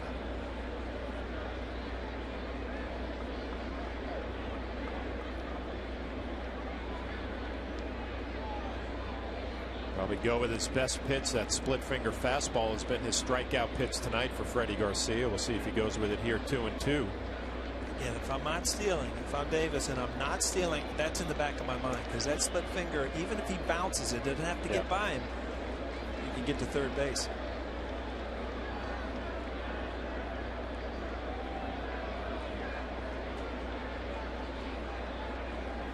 Swing and a miss. Good split finger there. Does it make you nervous when you see him that much of a delay looking at the runner? It does make you nervous. I mean, you just got to make sure that he pays attention to the hitter. Well, let's check out the Home Depot hitter scouting report on Jose Bautista. Career year, I mean, is he ever going to do this again? Last year, 54 home runs, 124 RBIs. The year before, he hit 13, so you see where he went. The big difference, and we've talked about it, 26 walks already. He's got great discipline at the plate. He doesn't swing at a lot of bad pitches. And, you know, to kind of answer our own question, here we go again. Coming into the game, hitting over 360, 8 home runs, which is 9 now, 15 RBIs, really with no protection until the past couple of days with Lynn. So offensively, he's been kind of a one-man wrecking crew coming into the last series against Texas, and then Lynn has given him some protection.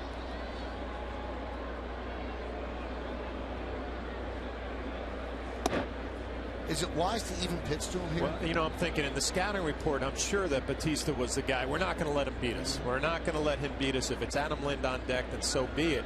Larry Rothschild thinking about it. Joe Girardi. You know, now you're behind in the count 2-0 with first base open and 2 outs. Really have to be careful. This looks like one of those unintentional, intentional walks. They want him to expand the strike zone, but he hasn't been doing that. And again, usually as a hitter, after the first and second pitch, you know if they're doing this. You don't even take the bat off your shoulders. But, you know, all of a sudden, if that's in the back of your mind and it's strike one, then you're thinking, oh, no, you know, I'm giving away a pitch and they are coming after me. So, tough time to hit when pitchers are pitching around you. Well, that is ball 4 intentionally, as you can see. And Russell Martin wants to talk with Garcia. Garcia struggling today. The previous 2 starts kind of coasted through. So now we'll see what kind of protection Lynn gives, because if Lynn can pay off here and make the Yankees pay, then they'll be less apt to walk Bautista the next time the situation comes up.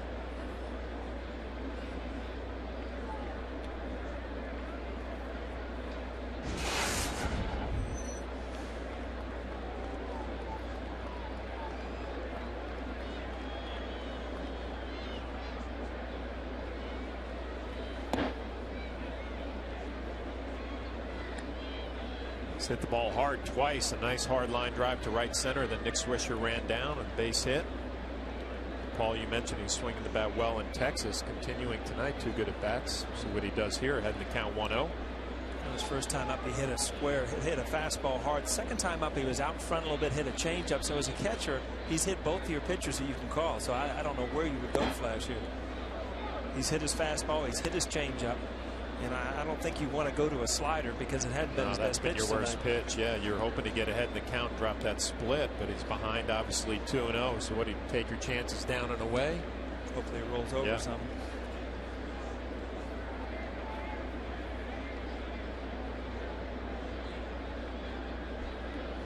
The 2-0. 3-0. And here, Flash, I always go back to, and David Cohn told me one time, listen, I was doing a game just like tonight, and he said, you know, there's still a base open. Yeah. You know, a lot of times you don't load the bases. Well, you don't, you know, give in to a left-handed hitter right here when you still have a base open. You got Juan Rivera on deck, but you cannot just give in. 3-0. He walked him. So that's the 5th walk. So he has now exceeded his walk total for his first 13 innings pitched. He had only 4 walks. Now he has 5 in this game. This copyrighted telecast is presented by authority of the New York Yankees. It may not be reproduced or retransmitted in any form.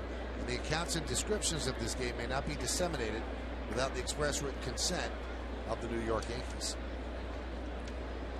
This is what the Yankees loved about Garcia in spring training. They said he's a pro and knows how to pitch out at some tough spots, and obviously tonight it's been a lot of work for him early on. Still in this ball game, 3-1 game. 4th inning with 2 outs, becomes a very important hitter here in Juan Rivera. Larry Rothschild, a nice trip to the mound, giving him a little time to regroup and go over a scouting report. Never a nice trip to the mound for a pitching coach. This is a good time. I like this timing right here, though. Oh, they settled down. Game pretty much on the line here with 2 outs. A big 2-out hit could break it open. Davis, Bautista, and now Lynn. That's 3rd to 1st. The runners on for the Blue Jays. And here is former Yankee Juan Rivera, who made his major league debut back in 2001, coming into a game to replace Paul O'Neill. Swing and a miss. Well, for what he's done, he's had a nice little career. Went out to Anaheim, part of that winning team. Now he's in Toronto. He's, you know, kind of, you talk about flying under the radar, but he hits lefties pretty well. Plays pretty good defense. Been on winning teams. Knows how to win. Right-handed power. Been hot lately too. The 0-1. 1-1.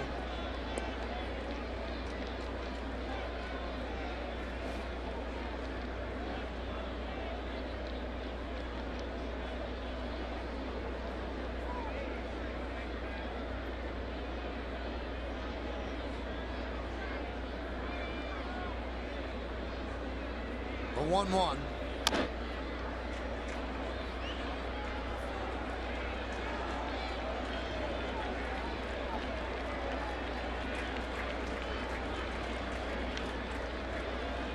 Flash in that position, 2 strikes. He's gone to that split finger all night. I really can't think of a split finger fastball that's been hit hard tonight. No.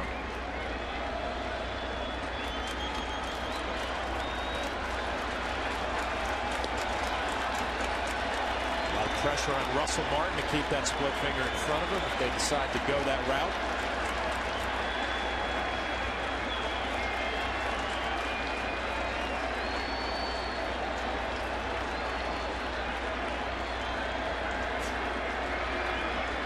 The 1-2. Grounded foul. Talked about how many good ones he's made. Well, he hung that one, and that ball you see is sat up on the middle of the plate. Good thing about it is, you know, Rivera's in a position with 2 strikes. You see, that's a good pitch to hit. Split finger, and that ball didn't tumble, didn't end up in the dirt. It just kind of hung up there.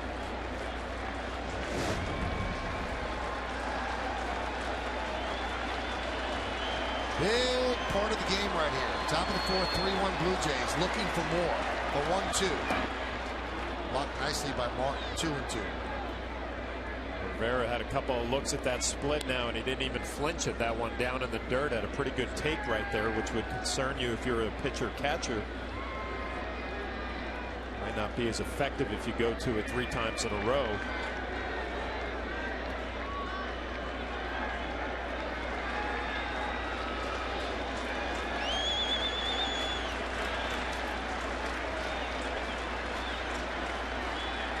The 2-2. Strike 3. 89 miles an hour, painted the fastball, and gets Rivera looking. 1 run on the home run by Arancibia, but the Blue Jays leave the bases loaded.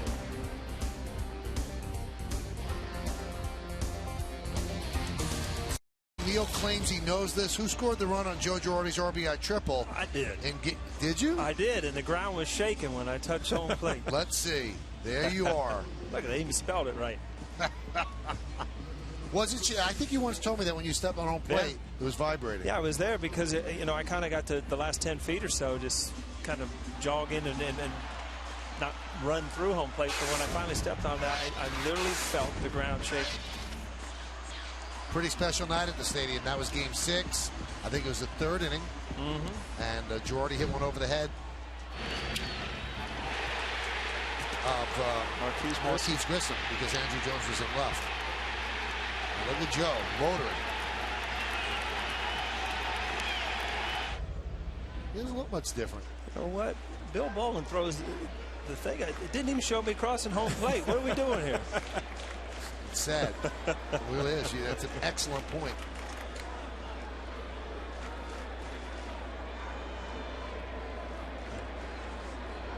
Here's Cano. You know why they showed that clip? In case I got the question wrong. Nobody really knew who scored the run. That's right. Yeah.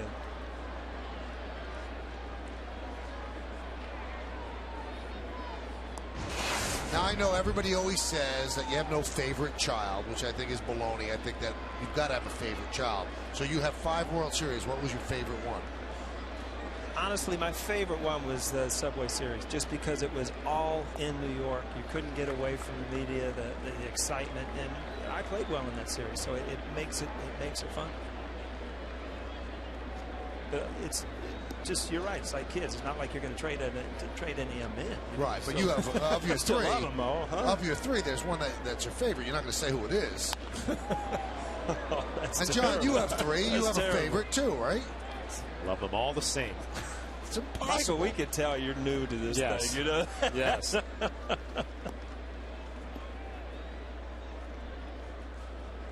That's a politically correct answer.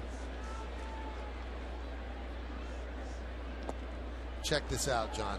He liked the 2000 World Series because he hit 474 in it. It's not so bad. That's pretty good. You got to admit that was a fun World Series. Was that the great at bat against Armando Benitez right at the walk? Yeah. Was that Look at this. Oh, it's so great. You know what? You make those signs, there's a good chance you're getting on the air this year. Foul back. Was that the... David Cohn always tells a story that George Steinbrenner was very prevalent at Shea Stadium and he was helping with that. But David said to Mr. Steinbrenner, I think you should talk to Paul. Get him straightened out. Yeah. What I remember about that series is I heard this hooting and hollering. You always went back in the clubhouse during the, there was so much noise you had to get away from it. And I heard this hooting and hollering. I walked in. There was a leak in the Shea Stadium locker room. Right. And I walk in, and Mr. Steinbrenner has a fireman's helmet on and is showing people what to do and bossing people around. And they were running around like mice. It was awesome. That one's drilled deep to right field. There it goes. See ya. A bullet home run into right field for Cano. And the Yankees pull to within 3-2. He had a home run like that against the White Sox to a low line drive into the short porch. I'll tell you what, Flash, I get to sit and watch videos of Cano hit. He is... On this team, he's the best hitter. I mean, there's people that have more power, but as a pure hitter, I mean, he just, if this ball's up, quick, inside, he does not have a hole. And it's hard to pitch to a guy that does not have a weakness. Robinson Cano, one of the most pure hitters in baseball. Yeah, we talked about Freddie Garcia not being able to live with some mistakes, and you see that's a slider pretty much middle of the plate. Robinson Cano, like you said, Michael, another hard line drive that finds seats in right field. Here's Andrew Jones. Seems like he's going through that time right now, Paul, where he's not trying to hit home runs and the ball's just jumping off his bat. The line drives that turn into home runs.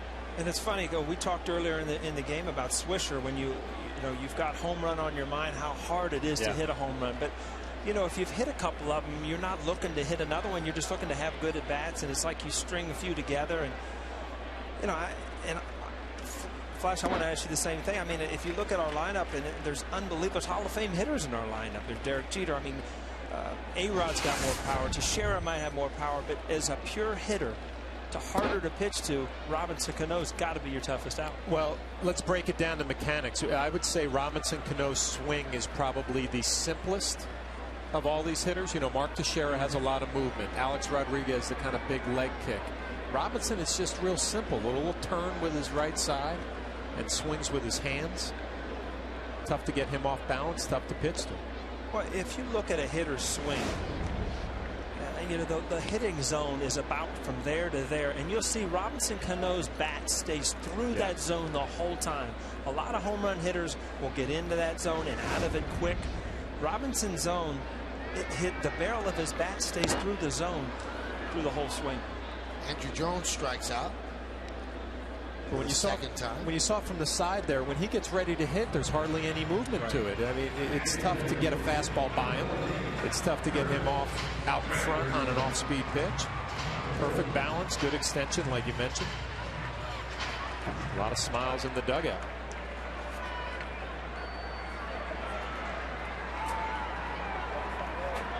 Maybe he's blushing because we're talking about it. You know, when he came up, and this is a lesson in sports, there was a snap judgment. He was not a hard worker, didn't want to be great, and now he's one of the hardest workers on the team. And you could see there's a driving desire to be the best. So you can't judge somebody when they just come up when they're a kid, because it could change. And a lot of people give a big part of the credit to Alex Rodriguez, who kind of grabbed him by the scruff of the neck and said, "You come at it to him in the afternoon and you work out." I mean, you've got one chance at this thing. I mean, you go through your career, which is, if it's 5, 10, 15 years, whatever it is, you've got one chance. And he's making the most of it right now. But I also think that when you play with other superstars, Alex Rodriguez, Derek Jeter, you learn and you compete with them. And at an early age, if you try to compete with the greatest players in the game, some of the things you do don't seem so big to you. I don't even know he realizes how good he is yet. And a lot is said about his hitting, because that's all we talk about. But defensively, I mean, he's second to none defensively also. Here's Russell Martin as Granderson goes down on strikes. Foul back. With that home run by Cano, Yankees now have a major league leading 42 home runs, and number 2 is Texas with 33 entering tonight. You know, a lot of times you don't want to just always rely on the home runs, but you know, you go through certain times of the year, and if you can win games, what are the Yankees 14-8 coming into tonight? I mean, you've got a winning record. You're hitting a lot of home runs. There's going to be times throughout the year that, you know, you have to string hits together. You have to win 1-run games by moving a guy over. Right now, you live and die with the home runs because guys are hitting. Martin grounds it to short, and that'll do it. But the Yankees creep closer. A line drive off the bat of Robinson Cano found the seats in right field. 5 home runs in his last 7 home games. We go to the 5th. Blue Jays 3-1 CMV. From him on the post game as well. We go to the 5th inning. Yankees are trailing 3-2. So let's see if Freddie Garcia can straighten out. The Acela scoreboard 3-6-0, leading 2-3-0. Edwin Encarnacion will lead off against the veteran righty. Fouled away. Hey, since 2009, Turkey Hill has been the official ice cream of the Yankees. Now there's a new Turkey Hill ice cream, and that's the one that Paul O'Neill has in front of him. No, that's not right. Yeah, no, there is no. That's not. That's the one. That's Pinstripe Brownie Blast. But the one that Paul has in front of him is Lady Liberty Premium Mint Ice Cream. As Russell Martin makes a play in front of the plate. It's got chocolate cake crunchies and crunchy chocolate cookie swirl. Yes, it does. Now, John had the Pinstripe Brownie Blast. I have the Bronx Bombers Sundae. Anyway, Turkey Hill is continuing their great sweepstakes for free tickets to Yankee home games during the 2011 season. And fans can look for the entry sticker on specially marked packages of Bronx Bombers Sundae and Pinstripe Brownie Blast, and enter the code online at turkeyhill.com/Yankees. More than 80 winners will be selected in bi-weekly drawings. Each winner will receive 4 tickets to a Yankees home game. And at the end of the season, a grand prize winner will be chosen to receive tickets to a game and dinner with a Yankee alum for the winner and 3 friends. Got all that? Like we just did a Turkey Hill Center stage. That got it all. How is that Lady Liberty Premium Mint Ice Cream? Very good. I'm a big fan right now. Here you go. Oh, now I got me on camera. What am I going to say? Perfect. Mike, what did you get? Bronx Bomber? I got the Bronx Bomber Sundae. All right. Now, I know that I'm not a Bronx Bomber. He got what was left. That's what he got. How do you get the Bronx Bomber? That should be Paul O'Neill, if anybody up here. I got Lady Liberty here. That should be Michael's. That one's popped up. As O'Neill puts it away, or should I say Jeter? I'd like to put away O'Neill.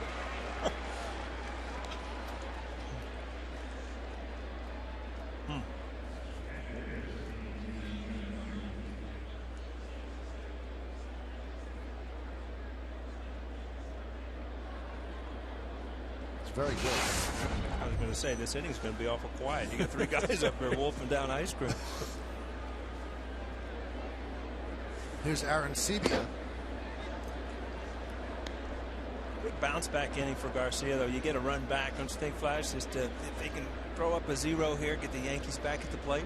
Well, I was just thinking his pitch count up to 90 now. But you're right. If he can get through this 5th inning, you start thinking, man, I've been working hard this whole ball game, and I'm only down by 1. I've given up 3 runs, kept my team in the ball game. One of those starts maybe you come out of, and you're actually proud that you didn't have your great stuff, and you're able to keep your team in the game. I think you look back at the one big pitch he made was Rivera with bases loaded. Yep. I mean, you said he had a chance to break the game open, ended up getting a strikeout.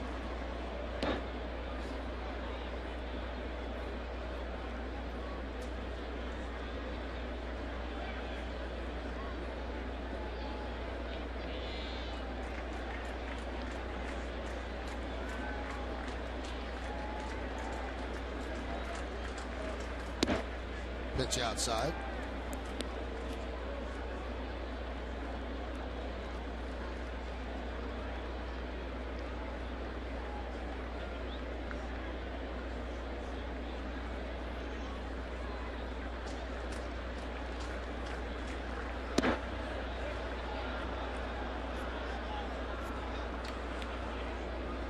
So the count now 3-2.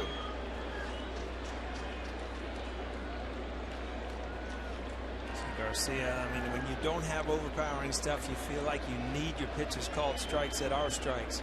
And, you know, you've seen a couple hitters question calls. You see Garcia question that one right there. Line drive, a base hit.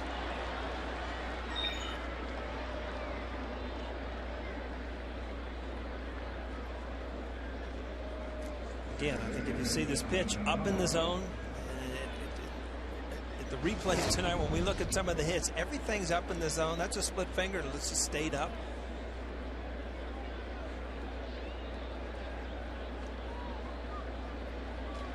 It's funny how hittable that thing looks in Yes Mo.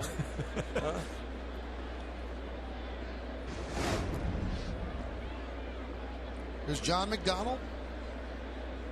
Solid utility player. And he lines one down the left field line. It's a foul ball. Talked about it. It's just been hard work for Freddie Garcia tonight. 2 quick outs, gets ahead in the count, gives up a base hit. Now John McDonald gives him a little scare down the left field line. Clearly foul.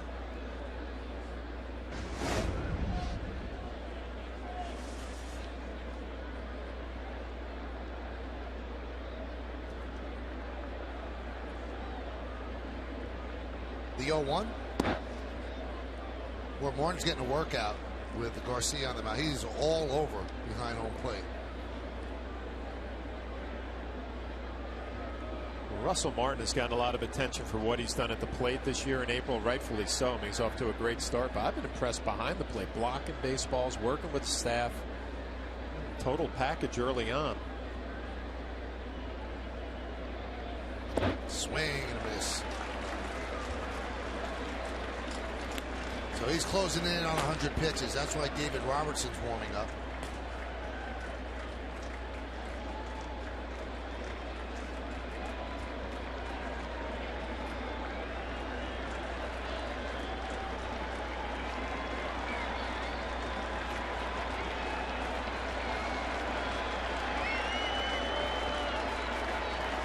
And the 1-2.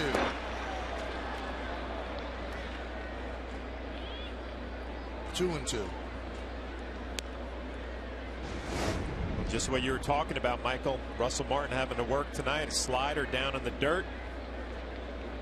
Nice job keeping it in front. Kind of like you talked about, Paul, with Garcia. He doesn't have that stuff where he could throw it over the plate and get a big out. He was trying to pitch off the plate down, get a swing and a miss. The 2-2. Now full at 3-2. Don't you feel that a pitcher kind of senses, this is my last hitter, this is my last inning, then you try to pitch perfect. It's almost like a guy that has never closed before in that 9th inning, trying to get that last out. You see the bullpen going, see Girardi's wheels turning.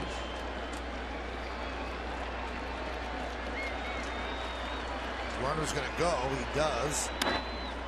Lofted into left field. Gardner's there.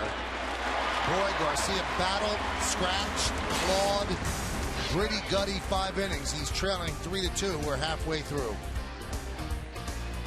There are ways to save money and conserve energy in your home. You can save up to $700 on your energy bills and make your home safer and cooler this summer. To learn more, go to getenergysmart.org. So Freddie Garcia's night is probably over. The Acela scoreboard, Blue Jays lead 3-2 as we go to the bottom of the 5th inning. High pitch count for Garcia, although there's no one warming in the Yankee bullpen at this point. Maybe they try to squeeze one more inning out of him. A lot of work for Garcia this whole ball game. He threw 90 pitches his last outing in the 6 innings against Baltimore.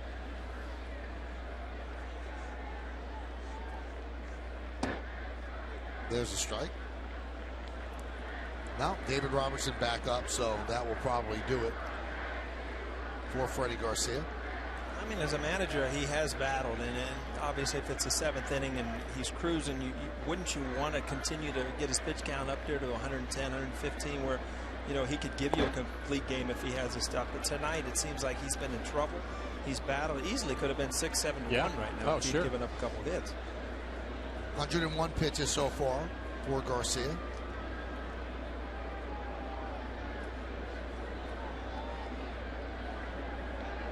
The 1-2. What a game like tonight for Freddie Garcia is what I think the Yankees were hoping for in spring training, that you know what you're going to get from a veteran even when he doesn't have his good stuff. Keeps you in the ball game. 3-2 after 5 innings. A young kid maybe goes out there, doesn't have his good stuff. That's the ball game you're talking about. 7, 8 runs. And then you blow your bullpen out. That's the thing. I mean, he played yesterday, Thursday, so you threw a string, playing a lot of games. Ground ball up the middle, diving stop by McDonald, but they cannot get Gardner. So a base hit for Gardner. John McDonald makes a great play just to make this close. Getting to it, first of all, look how quick he gets rid of it and has enough on the throw to get it over to Adam Lind, but Brett Gardner runs too well. An impressive play just to get rid of it that quickly and make it somewhat close. Gardner gets out of the box in good shape. Too much speed, infield base hit.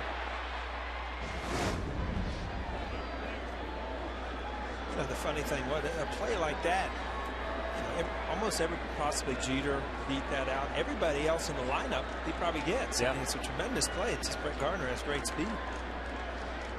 Now, one thing that John mentioned before, and it's been improving over the last year or so, but Gardner takes his time running. He will take 3-4 pitches before he goes and reads the pitcher.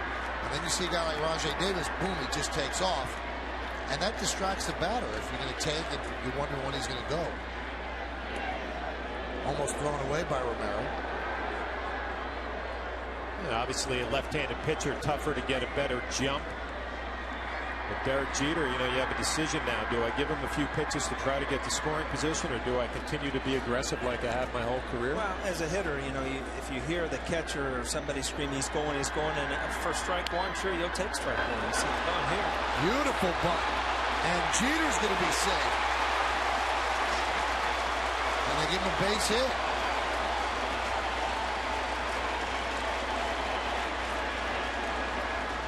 Romero might have been shaken up, and now he's waving off his manager and trainer. Well, back to my point, as a hitter, you see Derek Jeter makes a great bunt here. It's surprising that, of course, it's a good bunt, but of course, you got to be able to throw him out in a bunt situation. But as a hitter, you're not going to take too many pitches. You'll take a strike one possibly to let the guy go, but you can't give yourself 2 strikes letting the guy steal a base. You see that everybody wanted that ball. Yeah, not a great job of communicating right there. Third baseman, pitcher, and catcher all going for it. And check out Derek going down the line. Looked like he came across the bag a little gingerly. Looks like a sore toe right there. Yeah. Your toes, and every once in a while with metal spikes, if you stop a couple of times a game before. And that's the thing about baseball when you're playing every day. You don't give things a chance to heal. You get a sore toe, and it kind of goes on for weeks. Now Swisher shows bunt, takes a strike. Now we've seen Nick try to bunt before. He's not real comfortable bunting. Now he looks down at third base coach Rob Thompson. We're in the bottom of the 5th inning. Swisher has been hot the last day or so.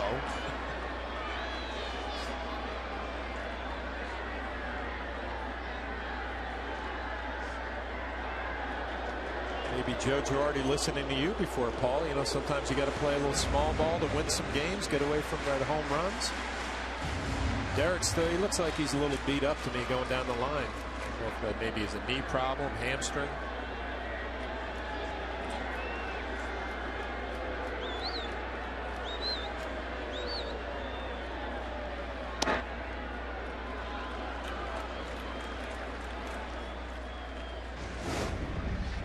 Tough to tell with Derek, but we see how he extends here with his right leg. Just looked a little awkward.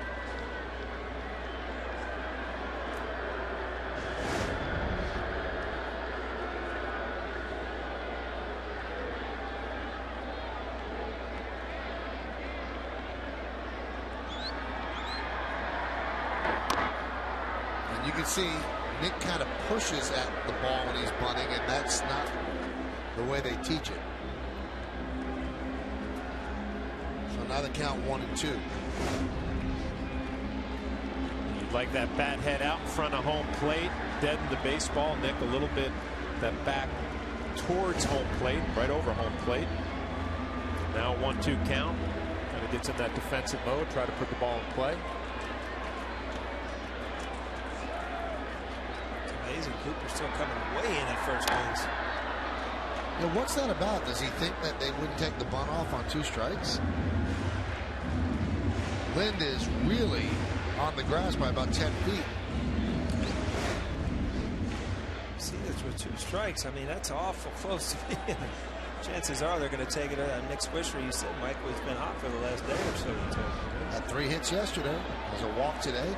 Now Swisher has 6 sack bunts as a Yankee. He had 4 total before playing here.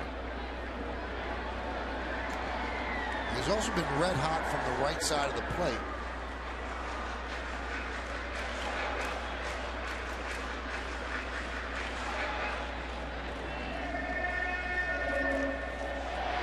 Yankees are down 3-2. We're in the bottom of the 5th, 1st and 2nd. Nobody out. Good speed on the bases for the Yankees. They are checking Gardner the way they were checking Rajay Davis, leaving the whole right side open. The one thing that's different is that when John McDonald checks and the pitch is about to be delivered, he scampers back into the hole, while Robinson Cano stayed almost anchored near second. Well, if you're Brett Gardner and you're going to steal third, you better make sure with Mark Teixeira on deck, Alex Rodriguez looking on from the dugout, middle of your lineup, due to come up this inning. High drive off the glove of Encarnacion, and he throws it into right field. Oh, did the Yankees catch a break?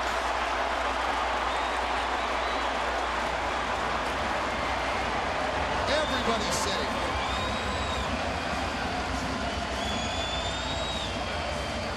Oh, there was about 5 options to get outs there. First of all, catch the ball. That's your first option, right? That didn't happen.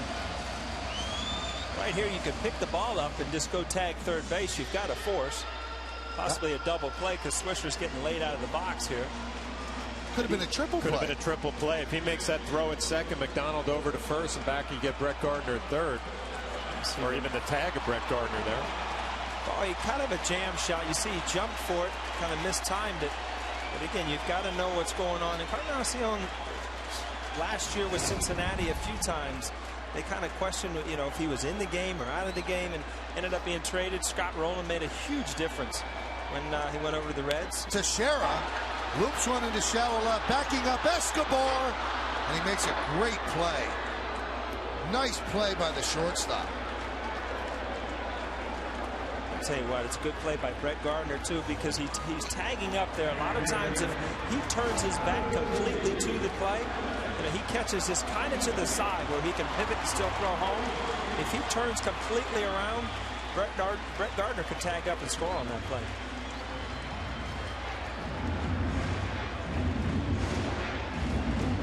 So Mark Teixeira now 1 for 3. That's going to bring up Alex Rodriguez. Alex with 22 Grand Slams in his career, one away from Lou Gehrig, the all-time leader in Major League history. Hot shot to short. There's one. On to first, a double play. Yankees have the bases loaded and nobody out, and they do not score a run. No runs.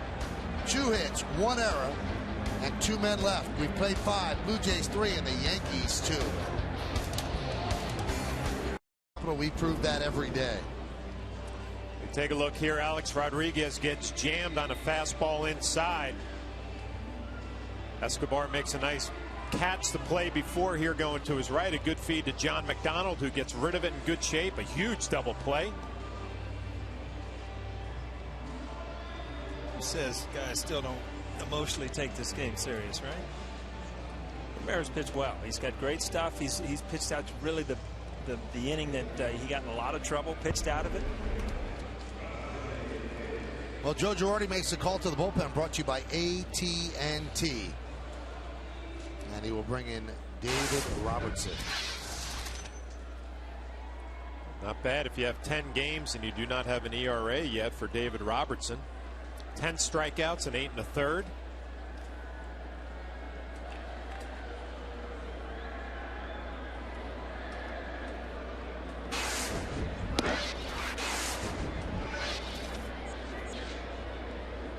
Looking back at that inning, Romero's, you know, his emotion coming off the field. A lot of times, you know, you give teams extra outs, and you gave the Yankees 4 or 5 outs last inning, and he kept them from scoring. Good job.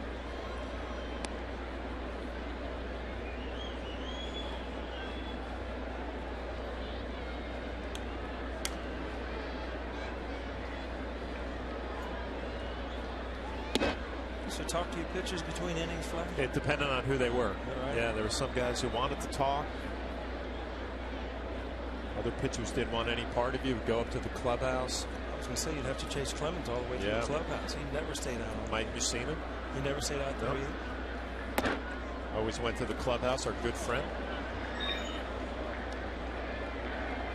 So Rajay Davis works a walk.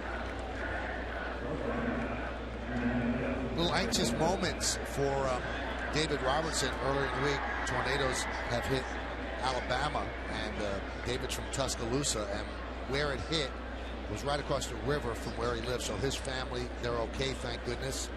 And the Yankees today actually donated $500,000 to the victims of the tornadoes. So a nice gesture by the New York Yankees. Here's Escobar. Let's see if Davis goes. Shows bunt.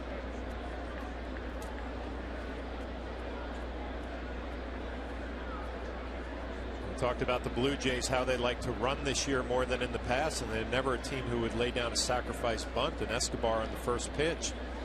It's a sign from John Farrell, looking for a little sacrifice bunt, a little small ball. First inning, first game, first 2 guys get on.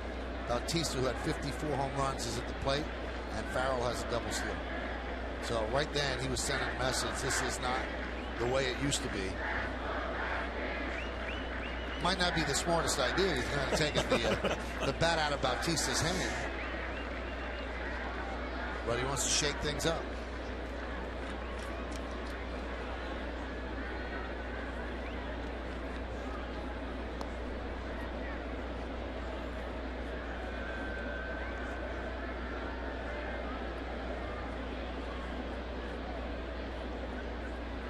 Boy, Davis really distracts a pitcher. You know, and it's such a fine line when you're a catcher behind the plate, because you want your pitcher obviously worried about the hitter at the plate, but you also want him to pay attention to the running game. Davis makes you think about it.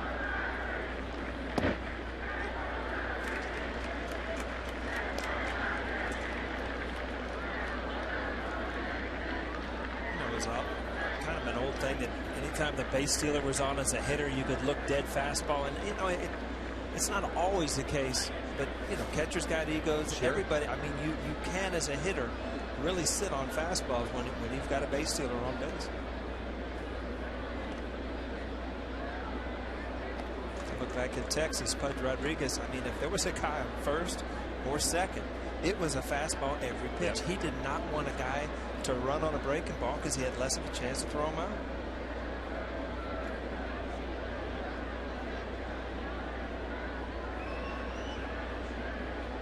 Runner goes. That one is chopped to second. Cano will get Escobar, so Davis moves to second.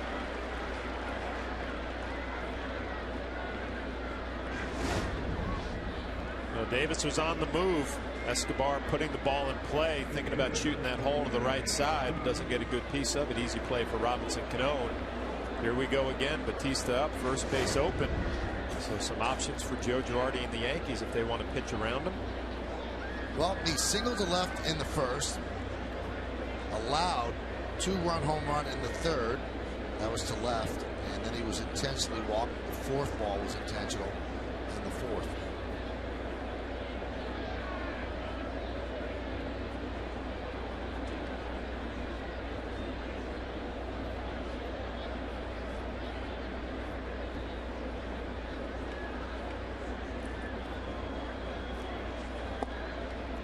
I think that distracted Bautista because Davis was moving and then stopped at second.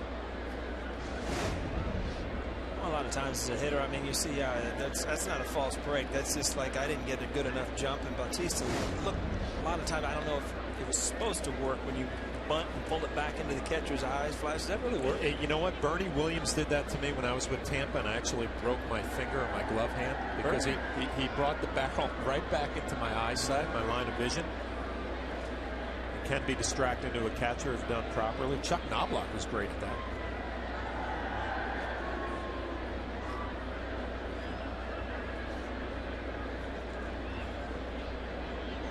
Batista a little credit for that right there. I mean, this isn't a guy who's just swinging from his heels and has one thing on his mind, actually seeing Davis take off, being able to think quickly and fake a bunt. There's a strike.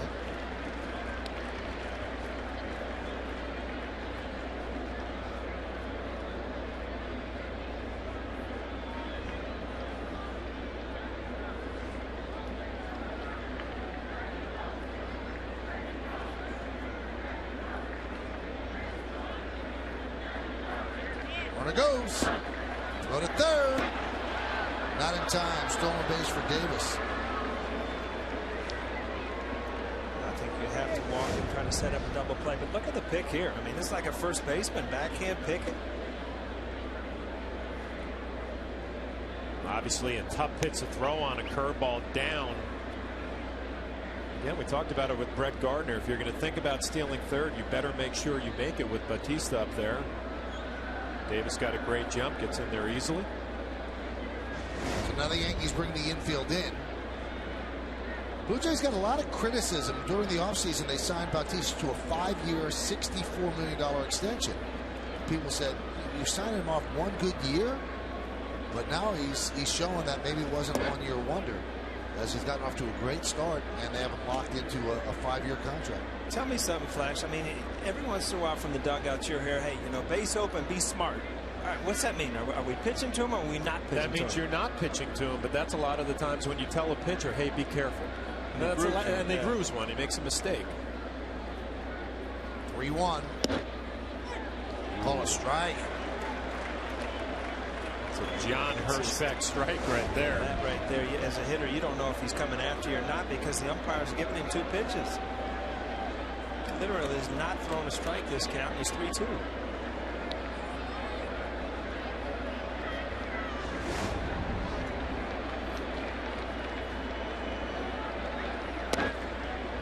That one missed inside, so a walk to Bautista. He's been on base all 4 times.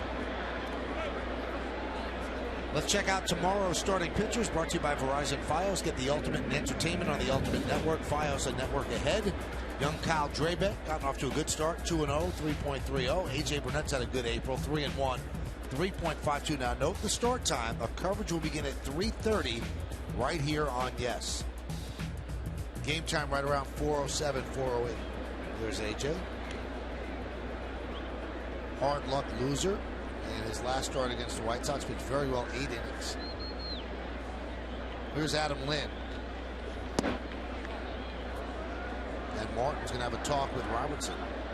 It looks like Robertson's fallen off the mound a little bit more than usual.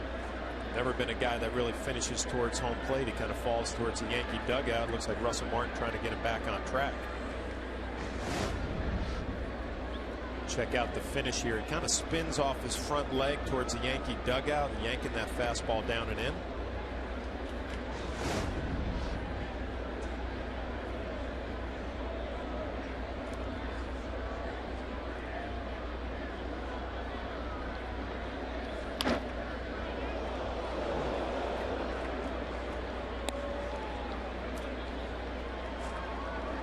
New member of the Yes family. Want to congratulate E.J. Gentile, who produces back in our studios and also does the Joe Girardi show at time, and his wife Bibi gave birth to E.J. the Fourth, or Ernest Joseph the Fourth. So congratulations to the Gentile family. First child? Yeah. 1-1. Oh.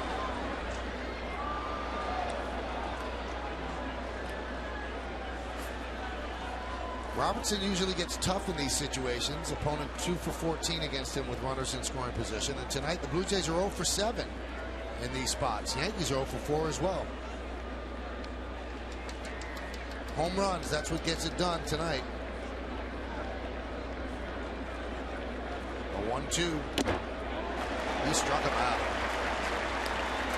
Good life on his fastball. He got a couple fastball, one fouled over his dugout. Then he got a couple others by him. So, I mean, in my mind, that's good catching. I mean, don't go to another pitch until this guy proves he can hit that fastball. Took it out of the zone. You see a good life, kind of jumped at the end. You like about David Robertson, he's not afraid to pitch up with his fastball. He knows it's got some good life, so he can show some hitters that eye-level fastball. And if they don't swing at it, it's fine. You can come back with that curveball for a strikeout. To see a young pitcher not afraid to pitch upstairs when you have that kind of fastball. Now here's Juan Rivera. He had a chance to break open the game in the 4th inning, bases loaded, but he struck out looking against Freddie Garcia for the final out of the 4th. Middle of the game here, 3-2. You don't know the outcome in this game, but you know, if you're the Toronto Blue Jays, you have to figure you've had a lot of opportunities and you have not, you know, put any space between yourself and the Yankees. It's still a 1-run game. You got to figure the Yankees offense sooner or later is going to bust out and score a couple runs. So I just feel like you haven't taken advantage of the opportunities. There was a strike.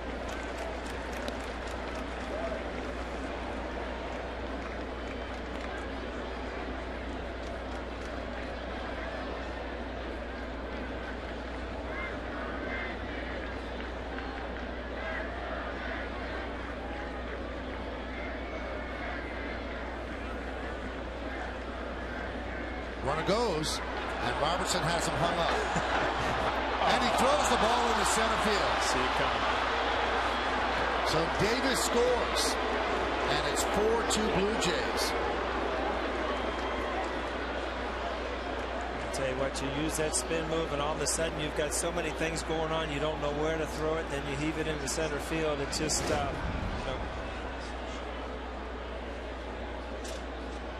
You can almost see it coming right there. He does the little 3/4 throw, a little bit wide right. You teach pitchers to make your decision and get rid of it and get into an infielder's hands. You see the frustration from David Robertson. You've got him at second base. You look, and you're right. Your pitcher's got to get rid of the ball. They're not used to lobbing the ball or making off-balance throws. So Bautista gets a stolen base as an E1 on the throw, and that allows the run to score. And a lot of that error goes to the fact that Davis is so fast at third, he was afraid to let go of the ball, and when he finally did, he rushed it, afraid that Davis would take off. And it's a shame, too, because you just have that feeling that Robertson has the stuff to get Rivera out. I mean, he's got a good fastball. Hasn't even gone to his curveball yet. Still, right there in the fastball count, he threw the ball by him. Yeah, you know what concerns you here, too, when you make a throwing error with a pitcher, that letdown is going to affect this at bat right here. You know, where you make a mistake to Rivera and then all of a sudden you have another run on the board. Really got to make sure this young pitcher is ready to go. Sure, that's why Larry Rothschild, the pitching coach, went out there trying to settle him down. See the tension in his face.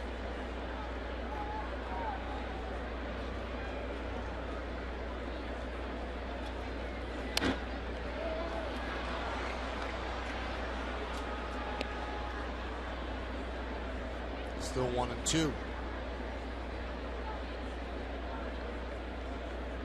Spent a lot of years with Larry Rothschild. He was with Cincinnati when I was with the Reds, and really got into, I mean, not only a great pitching coach as far as mechanics, but really into the mental part of the game. Those guys that, you know, you basically never hear a bad thing about. You know, he's been to Chicago, he's been to other places, and you just don't hear people say bad things about him. 1-2. Breaking ball is high. And he was John's manager in Tampa Bay. Yeah, I know. He used to walk out there and bring Norm Charlton out of the pen and face me almost every game. I remember that walk. I take that back. There is somebody who says bad things about him. I didn't like it.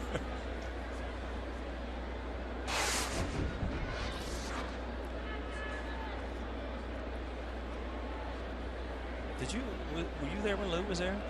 No. I was going to say that you went from Larry Rothschild, who loved pitchers and catchers, to Lou Piniella, who just, there was never good enough catcher or pitcher out. Yep. We had Larry Rothschild and Hal McRae. Okay. And then I came here to New York, and that's when Lou came to Tampa. 2-2. Count 3-2.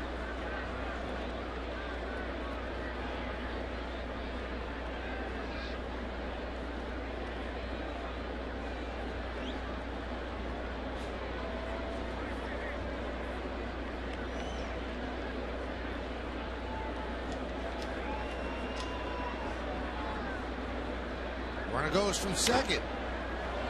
Foul back.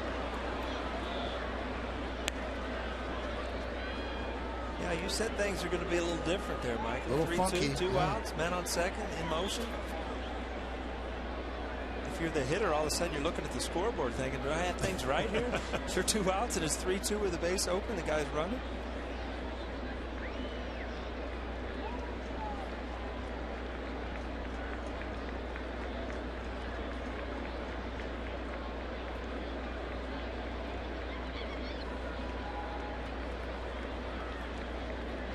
Signs flash. What's he throwing?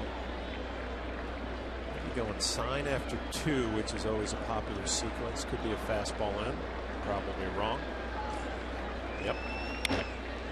There's a base hit to left field. Charging is Gardner. Rounding third is Bautista. Here's the throw. Here's the play. He's safe. And moving to second on the throw is Rivera, as the Blue Jays lead 5-2. I think Joe Girardi reads the catcher if he needs to go to argue, and he's not going anywhere. But Flash, who called it, look, the fastball in. The play at the plate ended up being a base hit. Blocks the plate, but you see Bautista got around the tag. I think it's a good call. And Martin does a nice job kind of kicking that left foot out there, taking away the plate. You got to give Bautista a little credit for going around and getting his left hand on home plate. When he tagged him with the glove, the ball was in the hand, though. And unlike in the streets of the Bronx, that's not the electricity play. You have to make the tag with the ball. It doesn't count? No, in the Bronx it does. Stick ball? Yep.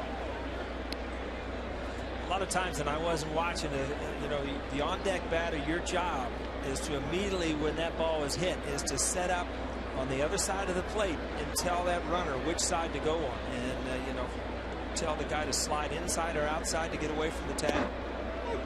Helps the runner a lot. So 2 big runs for the Blue Jays here in the 6th inning. There he is. There he is. You see that runner. He told him to get down, but he didn't tell him which way to go to. A lot of times as a runner, you don't know where the ball is because your back's turned to it. You read the play there. That's your next coach, is that player on the on-deck circle. Strike 3. And Encarnacion down looking.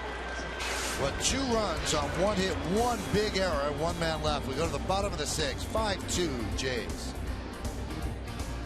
How many home runs do you think that Jose Bautista is going to hit this season? You've been texting us at 58772, and here's how you voted. 40% think it's going to be between 30 and 40, and then 32% 41 to 45. Now the Yankees have dug themselves a 3-run hole as we go to the bottom of the 6th. And the count 1-0 on Cano. Cano has walked and homered, and he scored twice. You know what's good about that poll flash? If you're a player, 100% of the votes think you're going to hit 30 or more home runs. That's a pretty good year, right? It's a pretty good career. I think you influence that vote, though. By drawing that little line, yeah. You think I had that much into Illustrated exactly. Really... Yeah. I was kind of in the middle. I didn't know which way to go.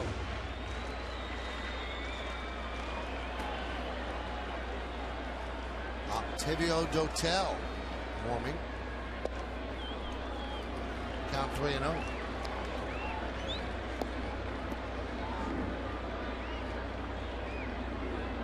Again, I mentioned it earlier. Romero has not had a lot of run support this year. And Cano works a walk, so he's on base for the 3rd time. And the last thing you want to do when you have a 3-run lead, 4 pitches to Robinson Cano, his 3rd walk of the year.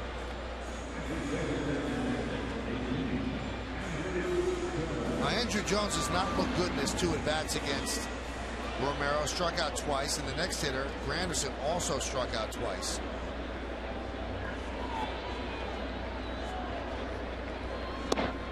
Breaking ball strike, back door.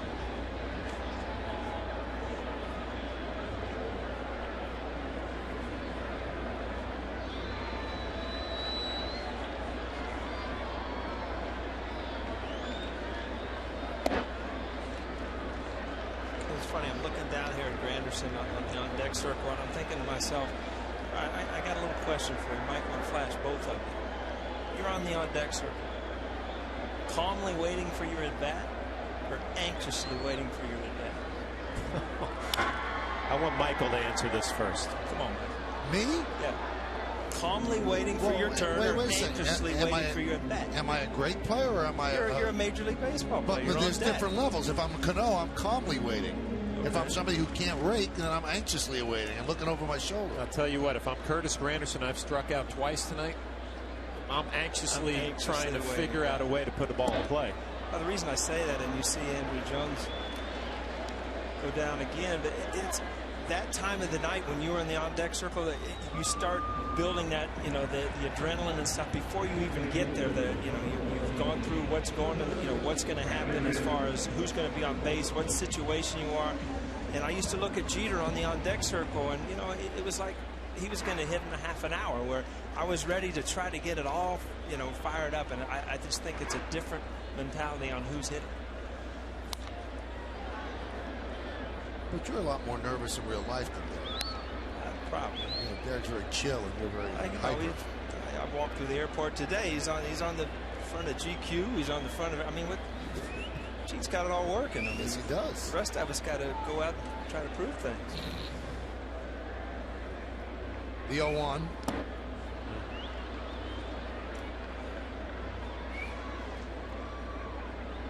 You strike out a couple of times, and then you're 0-2 before you know when you get up there. I'll tell you what, remember, you went over a scouting report how lefties have handled him, and Cano took him deep earlier in the game, but he looks like a tough at bat to me from the left side, throws hard.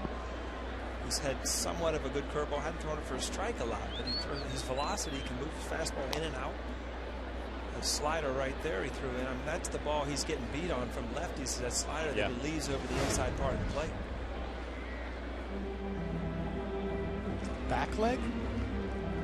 I don't care what leg. It hurts. Either one of those shins, if they get hit, they hurt.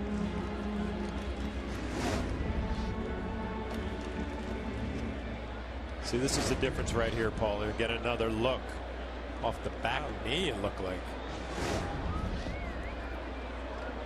And Granderson and Jones have suffered the same fate. Both of them hat tricks. 3 strikeouts apiece. But I was saying the difference here, if you're a lefty and you're 0-2, you have that fastball in the back of your mind that Romero's thrown it all night. He's shown you he can throw for a strike. He drops an off-speed pitch and kind of gets a weak swing from Curtis Granderson. The thing is about knowing that guy has that inside pitch, that inside fastball. If you can get to it, it doesn't bother you, but his fastball is good enough that it's going to beat you. That you have to almost start to cheat and open up that front shoulder, which, you know, makes you just whiff at that changeup or the slider.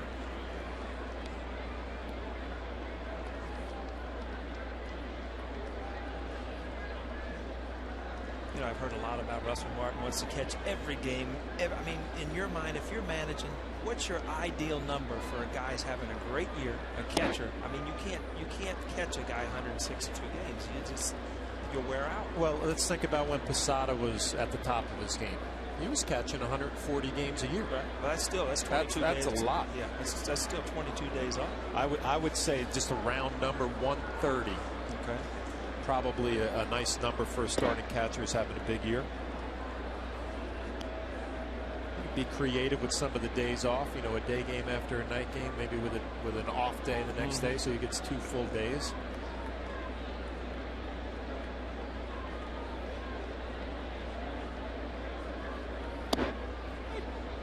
Count 2-2.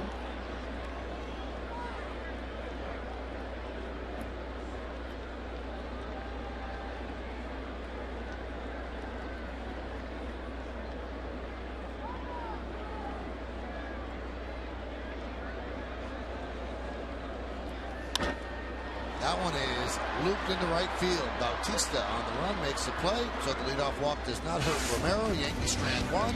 We go to the 7th. Blue Jays up 5-2. Game box score brought to you by Panasonic Lumix. Jose Bautista has quite a nice line. 2 for 2, a home run, 2 ribbies, 2 runs scored. A ribby for Rivera. Run scored for Davis. Run scored for Escobar. A walk to Encarnacion and Cooper. And a home run by Arancibia. He's 2 for 3 as well. You look at the offense from the Blue Jays, and we've talked, they could have broken this game wide open. But what has happened in their offense, Roger Davis has had a lot to do with it, with his speed. Bautista, obviously, with his home run and then pitching around him. And Lynn starting to swing the bat a little bit better. Has added a little punch to this lineup where, you know, you look up at the game right now and they've got a lead. New pitcher, as you can see, Buddy Carlisle, 3rd Yankee pitcher. Freddie Garcia started, went 5. Robertson, victimized by his own throwing error, gave up a couple of runs in the 6th. And now Buddy Carlisle. On the Cadillac scoreboard, 5-2 Jays. And that one is driven out to right center field. Granderson got a good jump, lopes after it, makes the play.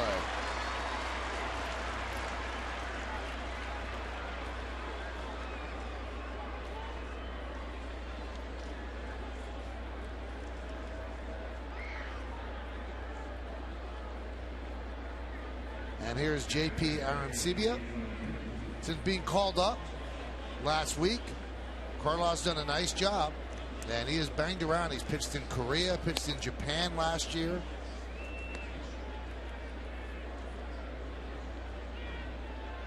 And he made his Yankee debut in Baltimore.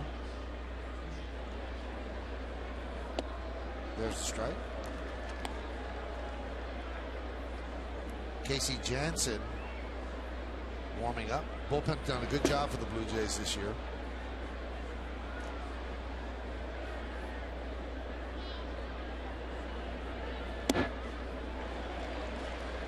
Watch Carlisle. It's like a little short arm action. The ball kind of jumps on you. Looks like it has a little life through the zone, but it's only registering maybe 88, 89 miles an hour. But a little short arm delivery gives him a little deception. Job coming out of the bullpen in a game like this: throw strikes, keep it right here, give your team a chance to score some runs late.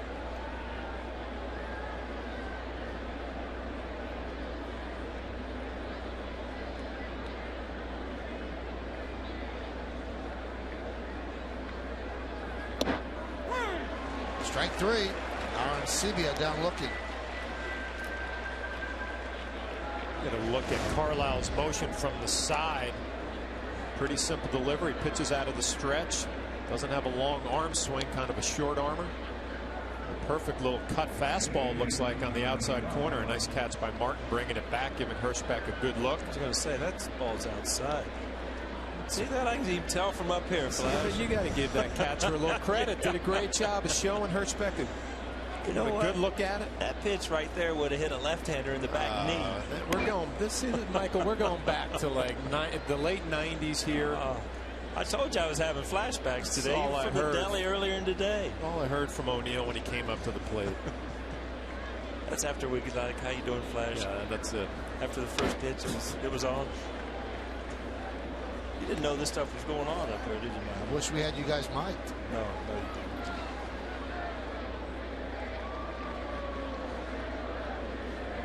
Best part was the preparation. You'd have to give the umpire before Paul came up to the plate. Give him a little whisper. Don't let him get in your ear. Don't let this guy intimidate you. You're doing a good job back here tonight. Count 2-1.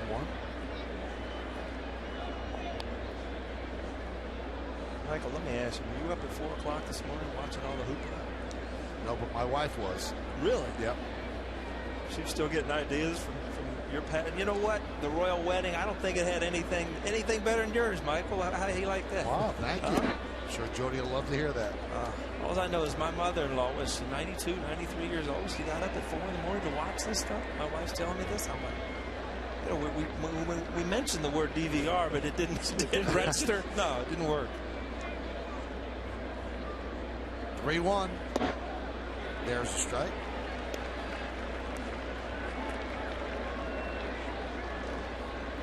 So you weren't up? No, actually we got up fairly early, and I saw a little bit of it while I was getting ready. But 4 o'clock, no, we weren't up. High fly ball, left field. Gardner puts it away, and that will do it. As the Blue Jays are retired in order 1-2-3 by Buddy Carlisle. At the end of 6.5 time for the 7th inning stretch, Yankees trail 5-2, but will stay right here at Honor America in the Bronx.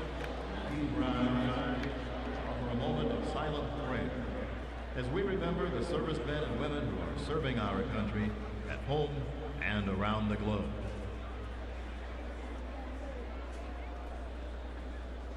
Thank you. Now joining Kate Smith's rendition of God Bless America.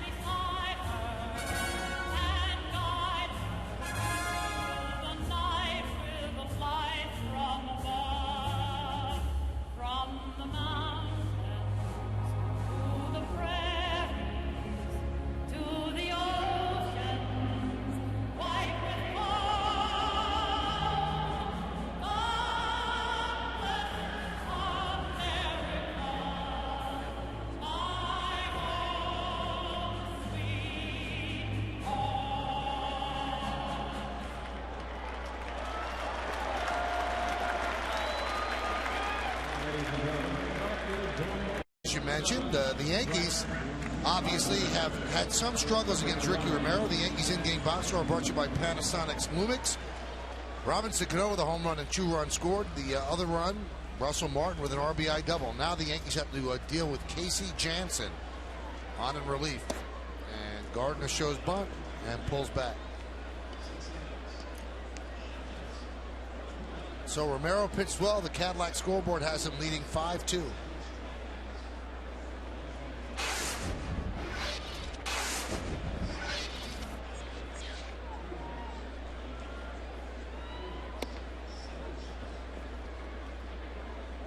5 assists is just for thought. I mean, don't you leave Romero in to get Gardner and then bring him in for the righties? Huh? Would you do that? Doesn't matter. You just like the guy to start the inning. I think that's probably the thought. You want Jansen to start the inning, and impressive numbers. Got off to a good start this year. It's probably more pitch count than anything else. John Farrell used to be the pitching coach for Terry Francona and the Red Sox. Got the manager's job here with Toronto, replacing the retired Cito Gaston. Shows bunt again. Well, Farrell did a nice job with the pitchers in Boston. That was my first thought when he got this job. All the good young pitching in this organization, you expect them to take that next step. We'll see if it happens. Though Brett Cecil got option to the minor leagues, is that right? Yes, he did. The pitching coach of the Blue Jays is Bruce Walton, and their bullpen coach is Pat Henkin, former Cy Young winner. So they certainly had a lot of minds working on their pitching. So the count 3-1 on Gardner. Jansen deals. Strike. Gardner's just trying to get on. Infield single in the 5th inning, grounded to short in the 2nd. So he's 1 for 2. Jeter's on deck. And Jabba warming up.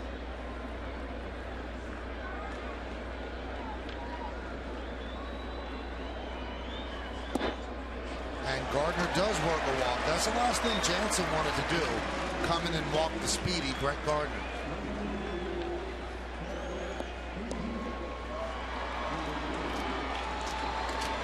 Now Jeter against Jansen, lifetime 0 for 9.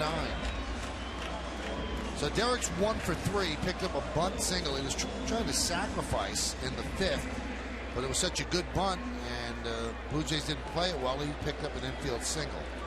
That's his 8th infield hit of the year out of 23 hits.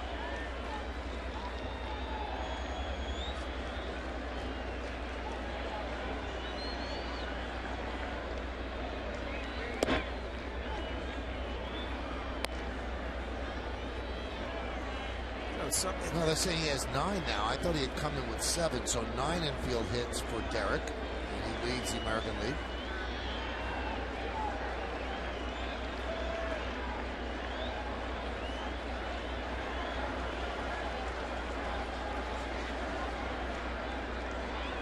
VO1. Snap go to first. That reaction, that looked like that throw went off Gardner.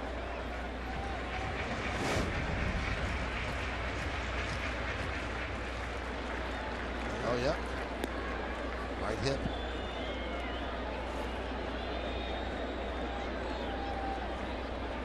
Probably ended up in the right field corner. He might have scored. You know, it's so hard to really evaluate where you are as a team. And you look at Toronto because you're in the American League East and you're playing the Yankees and you're playing the Red Sox and the Rays.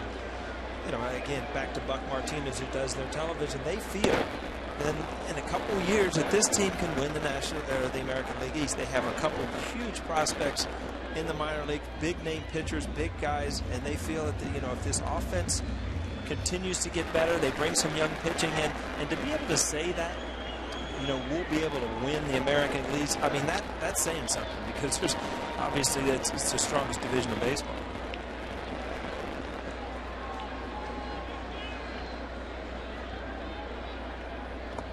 And a team like the Blue Jays might really be helped if Major League Baseball goes through with adding a wild card in each league, because you always know the Yankees and the Red Sox are going to be there, and if you're that third team, you kind of don't make the playoffs. But now there's another wild card. That third team in the East could make it. Could be Tampa Bay, could be Toronto, or if Baltimore continues to improve. Just missed inside. Jansen's always done a good job against the Yankees. In 17 games, he sports a 1.31 ERA. And he has not allowed a run in 5 career appearances here at the new stadium.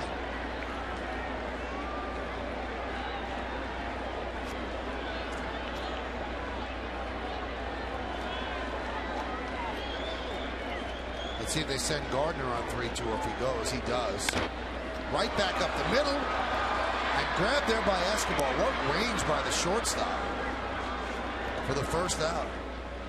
Brian Butterfield, who coaches the infielders for the Toronto Blue Jays, was raving about Escobar last year. And you can see he doesn't move to cover, and he still has plenty of time to get to this ground ball, catching it on the second base side. Second base, an easy play for Escobar. Great range, like you mentioned, Michael. That was funny. I didn't see either of those guys moving to they were giving Gardner the bait. Butterfield, you bring on Butter was with us for right when I came over here. Has to be on the top 5 funniest guys in baseball. If I look back, I had more fun with him. Well, you know, every once in a while the new baseball cards come out during the season. Well, we were in Oakland one day and he ran out during warm-ups. It just happened that with my baseball card he was talking to me in the baseball card. He already signed it for me. Handed it over to me. If you need any more, just let me know.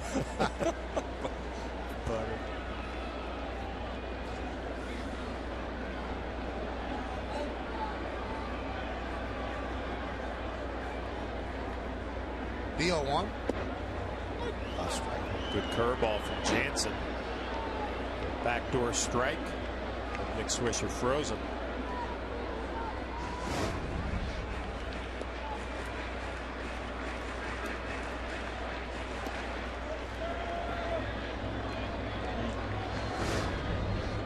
Ball is a lefty that's very hard to hit because why the ball is, you know, you're picking it up and you're figuring out if it's a strike or ball. It's out of the strike zone and then it breaks in over the court. If the umpire gives him that ball off the plate in the hitting zone, you know, it wasn't a strike, but it's a tough pitch to hit.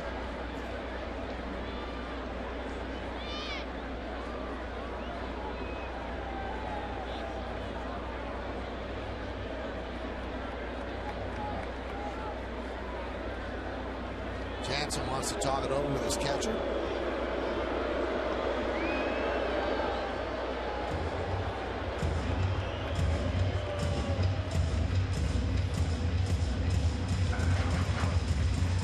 John, was it hard to hear the pitcher through his glove? No.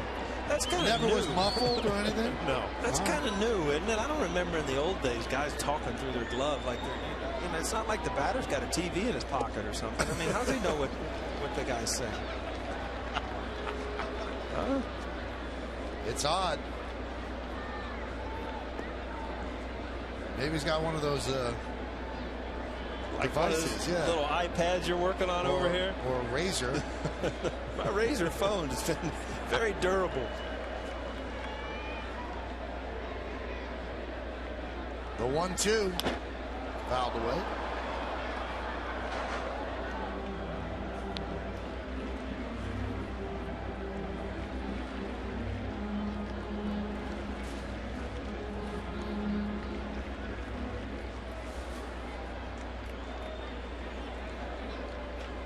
There's a little TV. Yeah.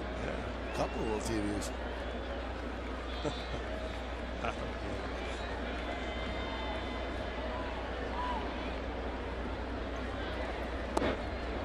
Off speed and Nick Swisher way out in front, so he goes down swinging for the second out.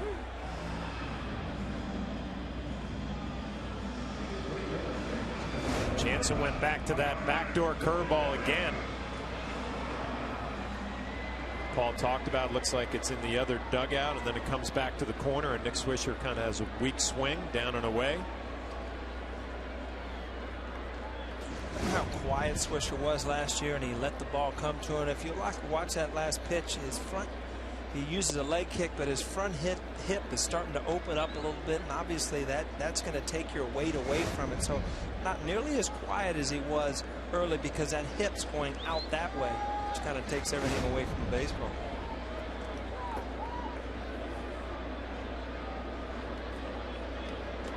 Teixeira 3 for 10 against Jansen.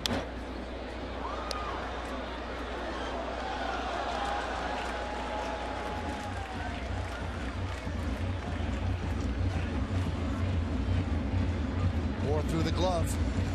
Through the glove, through the mask. We got it all working out there. It might even be in French. They play up in Canada. Huh? I mean, if it was that important, you know, a team that's forward thinking would employ a lip reader. Well, who's reading lips? The 0-2.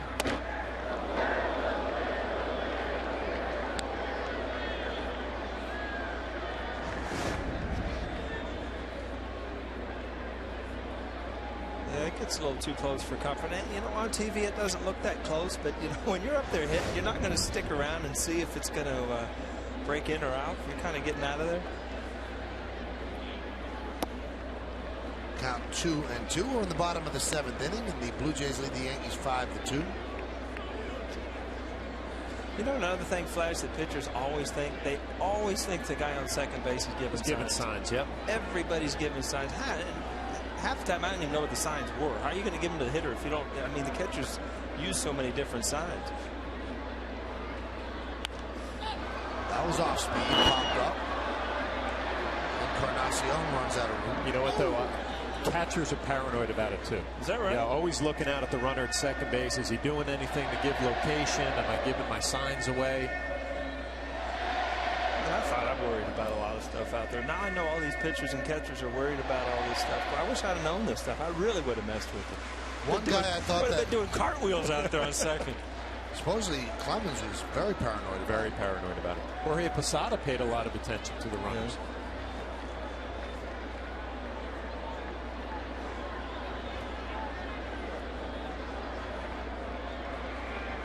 2 balls, 2 strikes, 2 outs. Runner at second. Yankees trail 5-2. Jansen deals. Drill deep to right field. Just missed the foul pole. With runners in scoring position, you want Teixeira up. He leads the Yankees with a .417 average.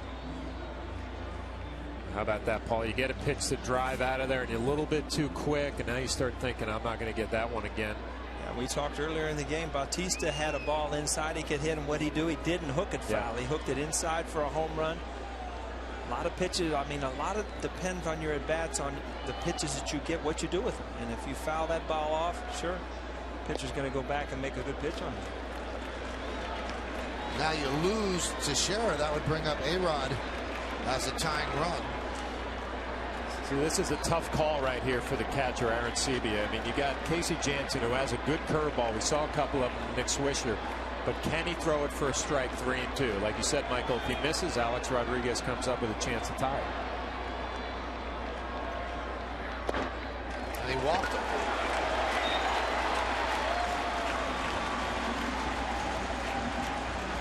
On the 5th inning in a big spot, Alex Rodriguez came up, bases loaded, 1 out, wrapped into a double play. So now he has another chance at a big hit. Alex 0 for 3 tonight, and he's 3 for 10 lifetime against Casey Jansen.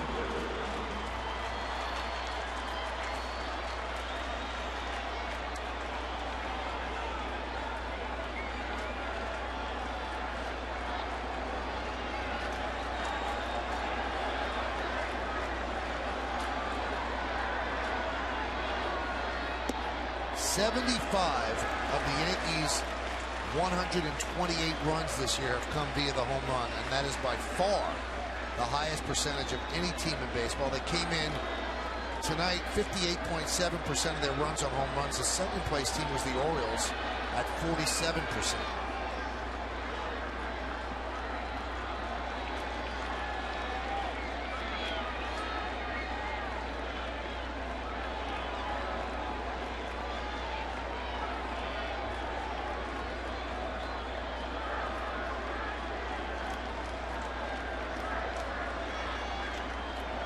The 1-0. Grounded foul.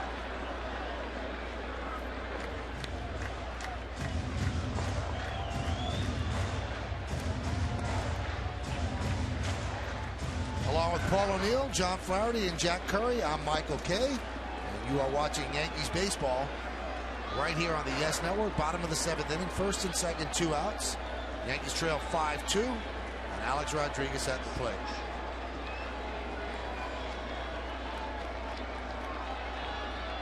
The 1-1. Strike.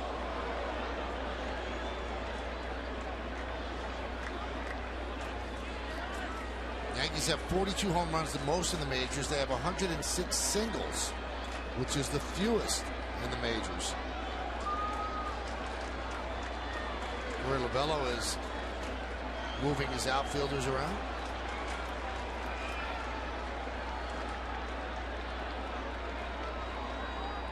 One, two. 2-2.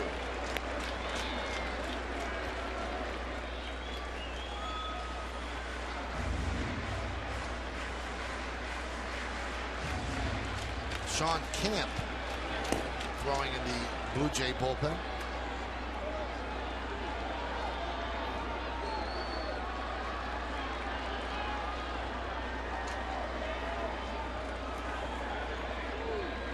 The 2-2. Got him on a breaking ball. A-Rod swings and misses. No runs, no hits, 2 walks, and 2 men left. Let's go to the 8th. 5. We'll take a look at our pitch by pitch to see how he did the job. A little cutter down and away. Swing and a miss at a little cutter. Fastball in for a strike. A huge pitch. Fastball up and in to set up the big curveball for strike 3. Nice job by Casey Jansen in a big spot. Well, new pitcher for the Yankees is going to be Jabba Chamberlain. He'll be the 4th pitcher used by the Yanks. And here is Jabba. 11 games, 11 innings, 9 hits, 3 walks, and 12 strikeouts. 5-8-1, leading 2-5-1 as we go to the top of the 8th. Chamberlain's velocity has varied from appearance to appearance. There was one game he hit 98. Sometimes he settles in at 91, 92. So we'll see what the deal is tonight.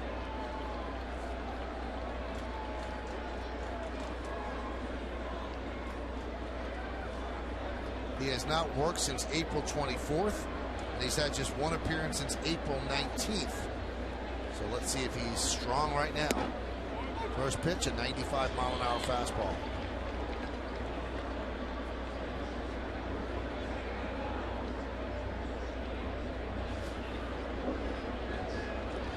The 0-1. There's that good slider, and the count 0-2. A little surprised when I saw Jabba coming in from the bullpen. Carlisle did a nice job in his inning, but obviously Jabba needing a little work tonight. Looked sharp early. Good fastball, nice slider. Punched out to the right side. Cano gets Davis for the first out. Tonight, throughout the Yankee season on Yes, we're asking you to vote along with us for the Chevy Player of the Game. Text your vote to 58772 or vote online at yesnetwork.com. Now, tonight's candidates are number 1, Jose Bautista, number 2, Ricky Romero, number 3, Robinson Cano, or number 4, J.P. Arancibia. Vote now, make your voice heard. Standard text messaging rates apply.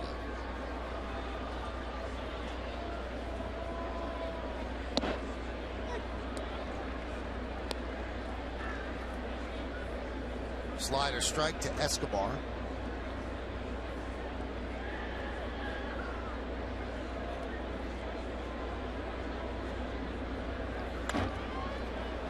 Fouled away.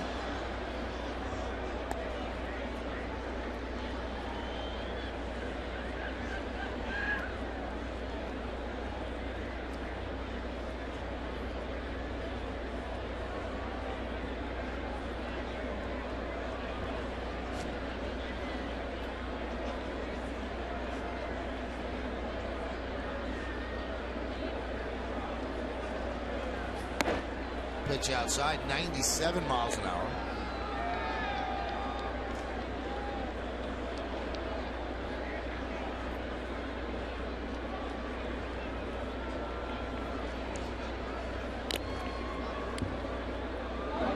It's got to bring back good memories there. Flash, a little foul ball off the face mask. Keep you honest late in the game in the 8th. Make sure you're still with it back there.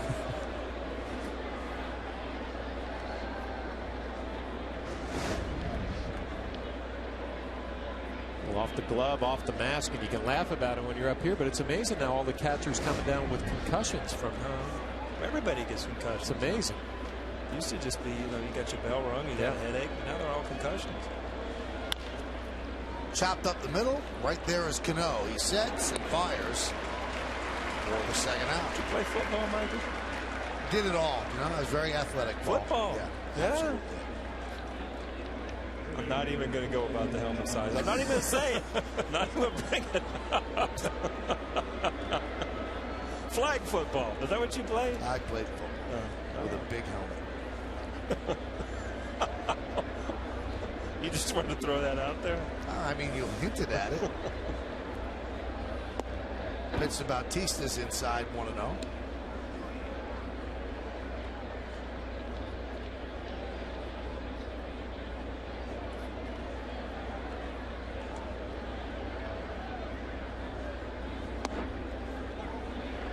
Bautista is a clear pull hitter, and you could just see how Brian Butterfield is camped out pretty much in the left field bleachers at the third base coach. And you can see the distribution of home runs since 2010. There's a strike. Well, that's tough. I mean, what do you do with that, Flesh? 96 on knee high on the outside corner. Do exactly what he did. Yeah. You take it, and you hope you get a mistake here, 1 and 2.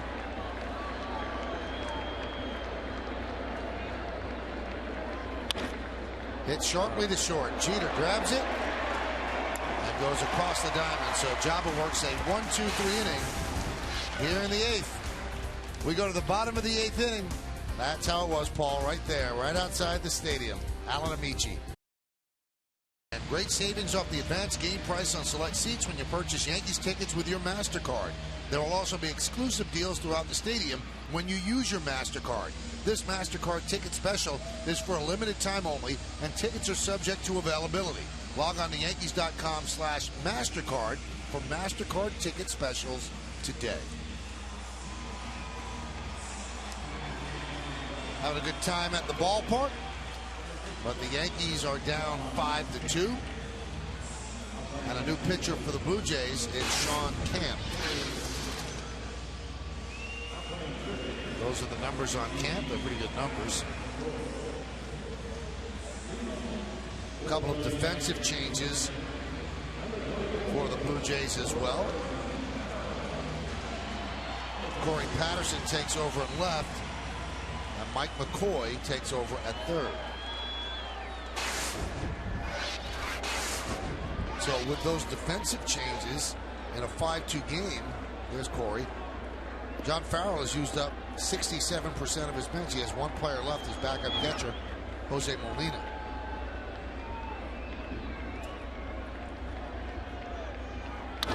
That one's drilled to right field. There it goes again. See ya.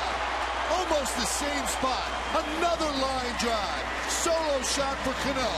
And the Yankees have pulled to within 5-3.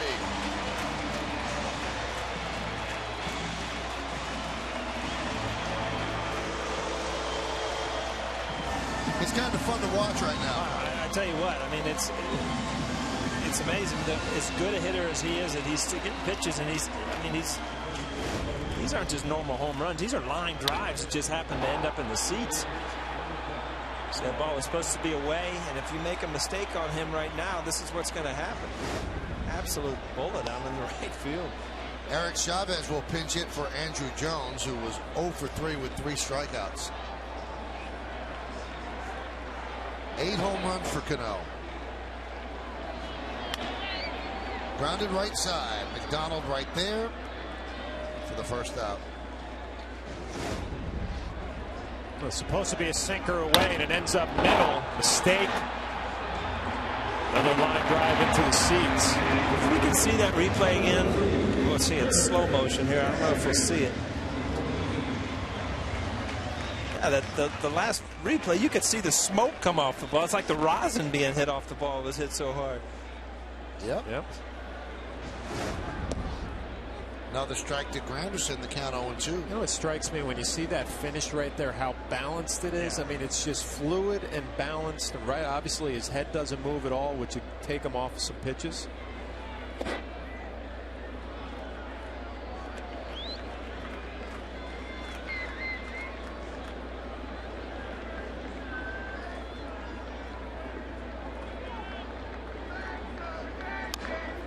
Check swing, slow roller to second. And that's going to be a base hit. McDonald was hurrying, couldn't get a handle on it, and they scored an infield single.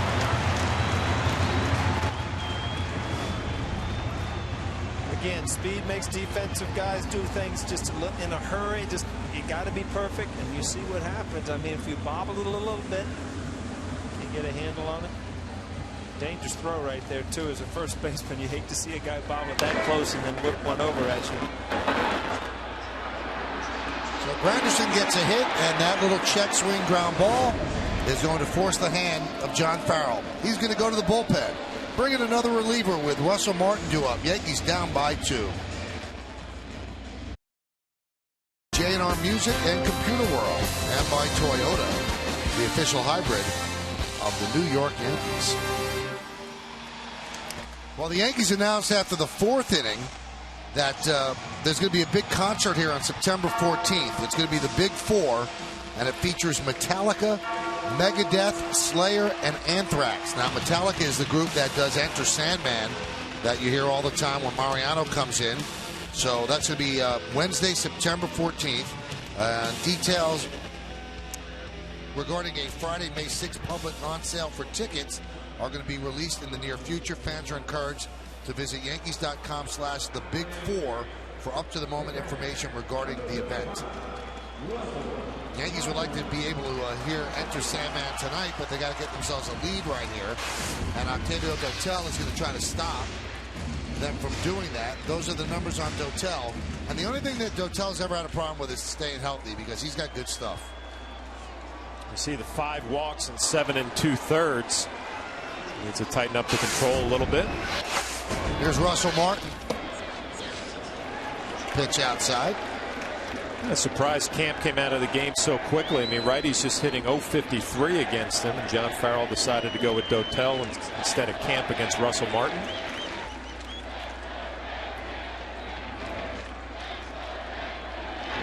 A couple of notes on Cano. The last time he had a multi-home run game, exactly 1 year ago today, April 29th in Baltimore. And also his 8 home runs match his total from last April, and that matches the most he's ever had in any month of his career. And still has one more game in April. And maybe another at bat later. Dotel has now gone 3-0 on Martin.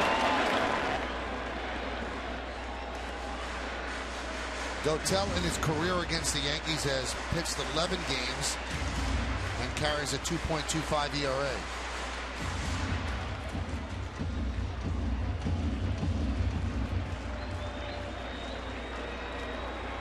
So Granderson leads off first. Do they green light Martin? Taken, and the count 3-1. You watch Dotel and his fastball. I mean, low 90s, but pretty much straight as an arrow. Doesn't have a whole lot of movement on it. Russell Martin, you figure you got one 3-0. You're probably going to get another one 3-1. So a walk, and that puts the tying runs on base for the Yankees.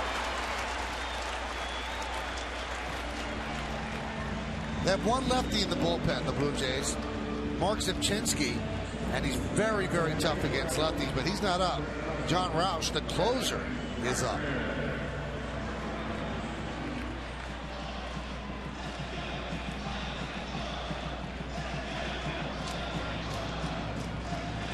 So first and second, 1 out, and Gardner at the plate.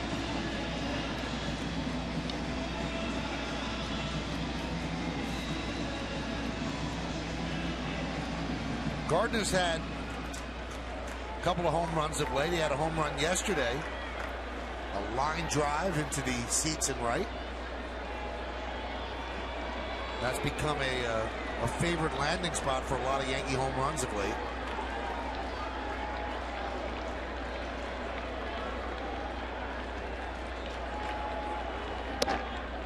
Count 1-0. Yankees tonight are looking for their first hit with runners in scoring position. They're 0 for 6. The Blue Jays haven't fared much better at 1 for 10. Wow, that's a lot of opportunities, with good opportunities for the hitters. 1 for 16 combined in the scoring position.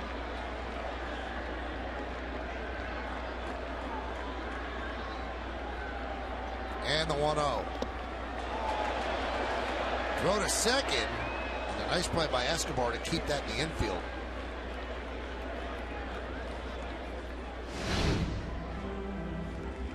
Last night, Brett Gardner gets a fastball down, gets the bat head out. Nice line drive into right field. Third home run. I'll tell you what, things aren't going the way John Farrell planned here when he brought Dotel in. A walk. Now he's all over the place behind in the count on Brett Gardner.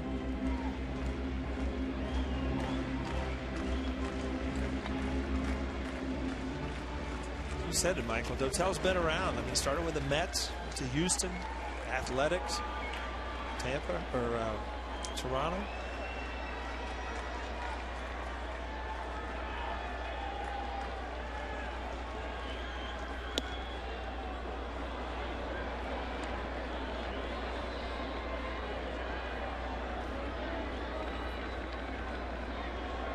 You forgot one place, a couple of places. I'm sure I did. Yankees. Yeah, I do remember that. Kansas City. Pittsburgh. Had a few stops. A few more stops than I thought. Well, last year alone, just in 1 year, Paul, Pittsburgh, the Dodgers, and the Rockies in 1 year. So now they count 2-2.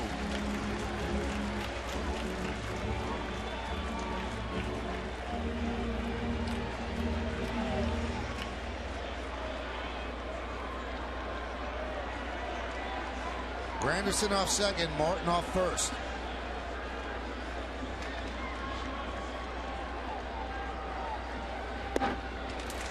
Count 3-2.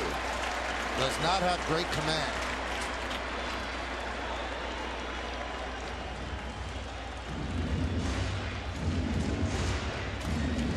Anything Flash send the runners or not? No, I wouldn't with him being all over the place. We'll see here with Brett Gardner. I was thinking it's a tough spot though when you have a pitcher who's effectively wild, kind of all over the place.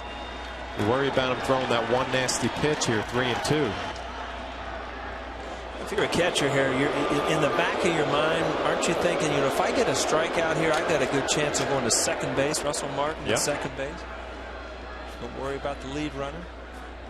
That's probably why you got to hold your runners here.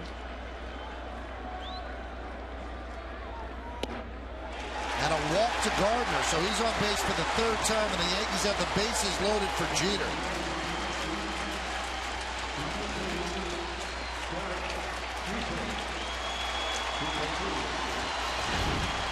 Derek has one grand slam in his career. It was against the Cubbies, interleague play at the old stadium.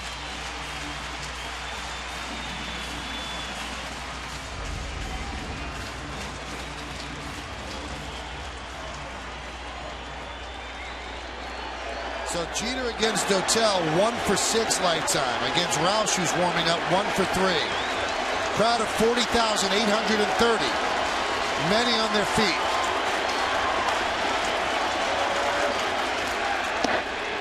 Strike.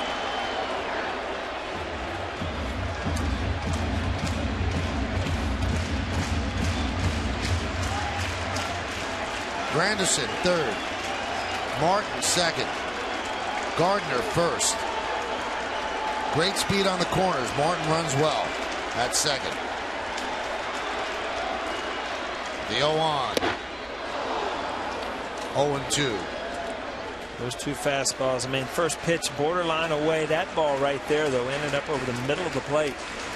Good pitch for Derek to hit. Swung right through it. .326 hitter with the bases loaded. Yankees down by 2. They led 1-0 after 2, and it's been all Blue Jays since. Count 1-2. This is Jeter's first at bat with the bases loaded this year.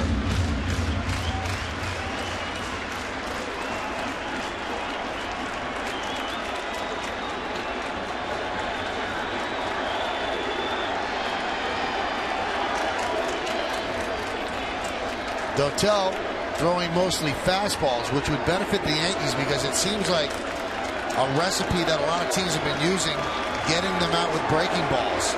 Yankees can turn around a fastball. 1-2. And the dirt on the breaking ball. A lot of trust in your catcher there, Flash. That ball looked like it was intentionally thrown down in the dirt. Nice job keeping it in front. More importantly, keeping that possibility of a double play in order. You feel that way, Paul, in these spots. Just get the ball up in the air. You start thinking negative thoughts. If I hit a ground ball, could be a double play. Get it in the air. It's funny how your mind just plays tricks on you up there. You start thinking over and over what you don't want to do. And it's simple enough. Early in the count, look for a ball up in the zone and hit a fly ball or drive it out in the outfield.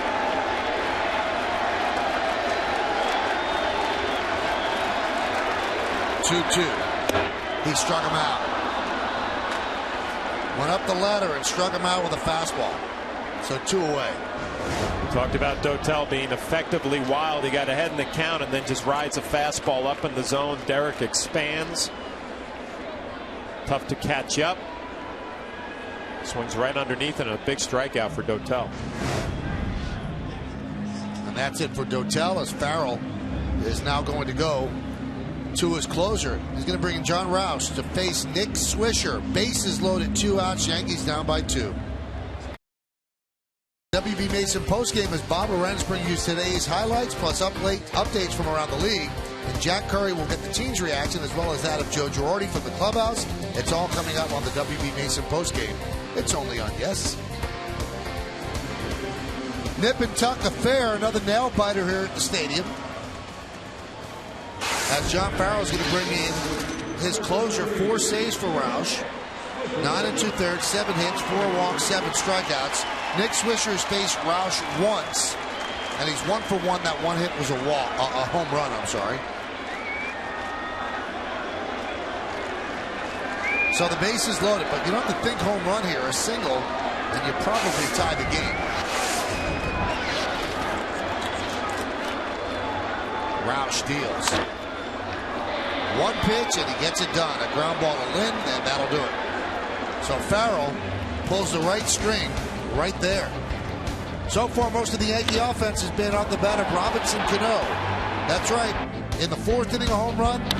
And here in the 8th inning, almost the same spot. We go to the Mason presents the Joe Girardi Show.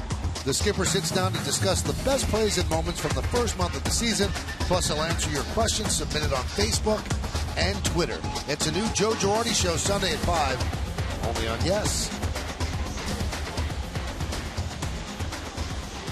Joe's trying to figure out how to get a couple of runs in the 9th and stop a couple of runs here in the top of the 9th. So he'll bring in Boone Logan. That'll be the Yankees' 5th pitcher. Freddie Garcia struggled, and you see Logan's numbers. 5 innings, but he kept the team in the game. He just didn't have his great stuff. David Robertson then gave up 2 runs, and that was in the 6th inning, and the Blue Jays were helped by a throwing error by Robertson. Then Buddy Carlisle and Jabba Chamberlain pitched 1, 2, 3, 7th, and 8th respectively. And now here's Boone Logan, and he'll face Adam Lynn.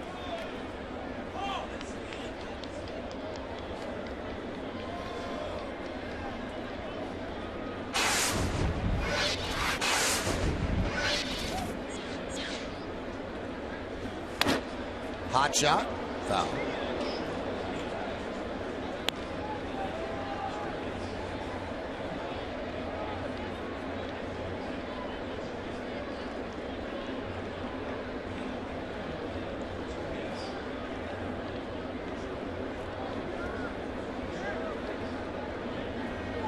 The 0-1.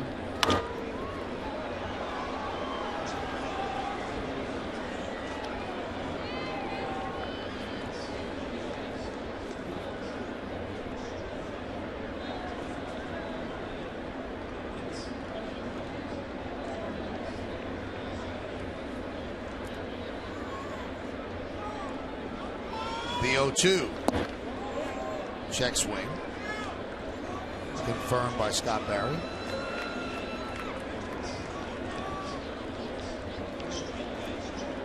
Well, you know, your first game came late, Paul, so we thought we'd give you a nice long one. Oh, this is nice. You can get you warmed up. Yeah.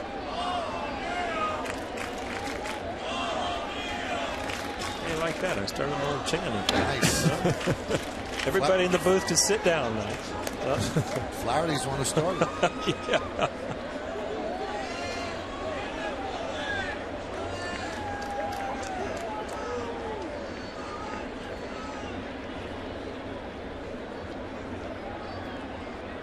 Boone Logan struggled early, but his last 5 appearances have been scoreless. The 1-2.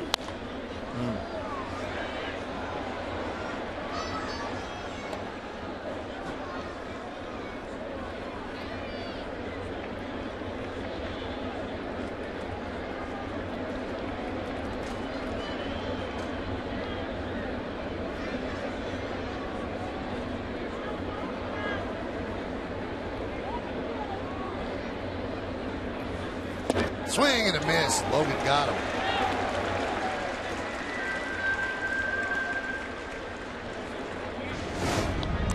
Again, upstairs, ball up out of the zone, but 94 miles an hour. Just fouled off a curveball, so it looks a little bit quicker.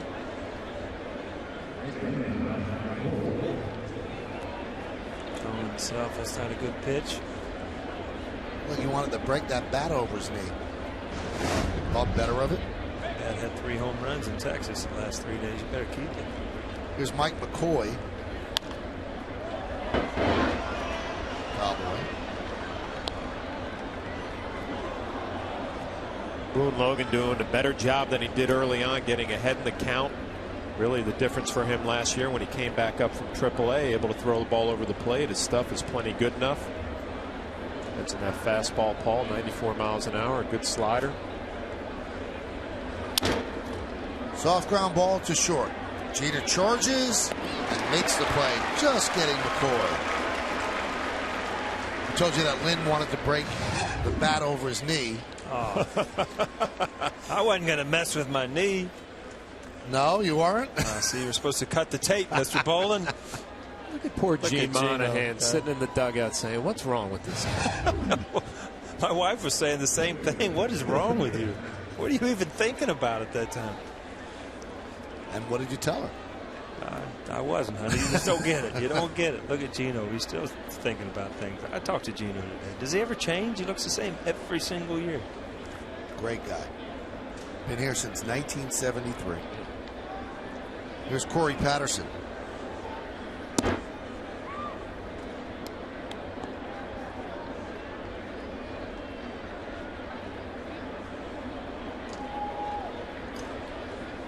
If you look ahead to the bottom of the 9th inning, Yankees have up who they want up. Teixeira, Rodriguez, and Cano.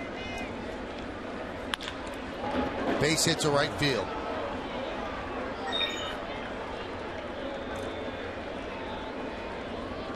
You throw 94, 95, but in that one area out over the plate, kind of waist high, that's the pitch as a lefty you really see. If that ball's in, you'll get jammed. If the ball's up out of the zone, but you see this ball is out, right out over the plate. That's the ball that you can handle. You see well. In the right field.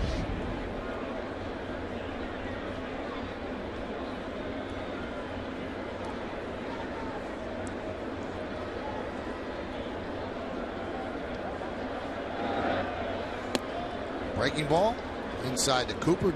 David making his major league debut, walked in his first plate appearance, then struck out, popped to short, and flied out to center. Hit .395 at AAA, 2 home runs and 19 ribbies, and now Larry Rothschild wants to come out and give Logan a little bit of a scouting report. I was just thinking if he hit .395 at AAA, probably had some success against left-handed pitching, so we'll pay attention here. It's tough when you have a young kid who comes up from AAA. You don't really know a whole lot about him. One mistake could cost you a couple of runs. Larry Rothschild wants to make sure everybody's on the same page. Cooper's mom, sister, and girlfriend made the trip from Sacramento, California. They're here at the ballpark tonight. There they are. All right, so you see the mom. You going with the girlfriend and the sister? Which one? I have no idea. Well, wouldn't the sister sit next to the mom? Well, you know, I'm not getting that involved with it. I just asked you a question. Well, I'm trying to give you a deductive reason. Well, sisters take pictures, so I'm going with the sister here and the girlfriend there. Oh. All right.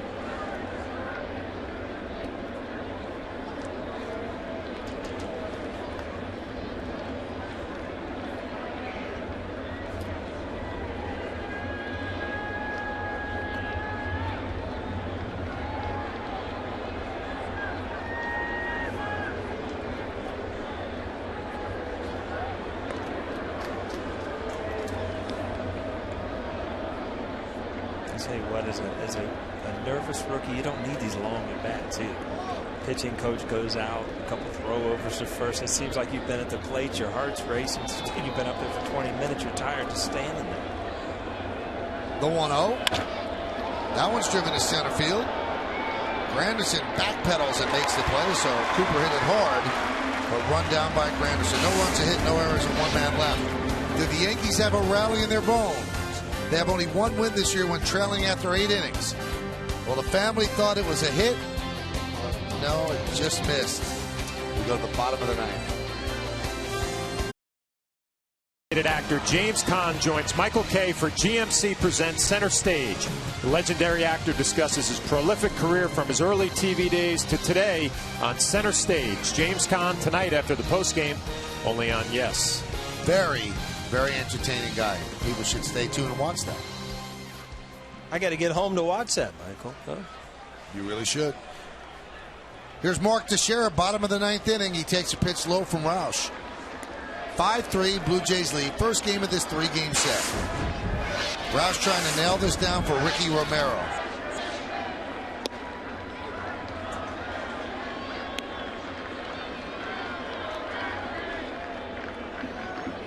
Count 1-1. Driven out into left field. Corey Patterson for the first out. So Teixeira, who had a hit in the first inning, then almost knocked over Romero in the second. 1 for 4 with a walk tonight.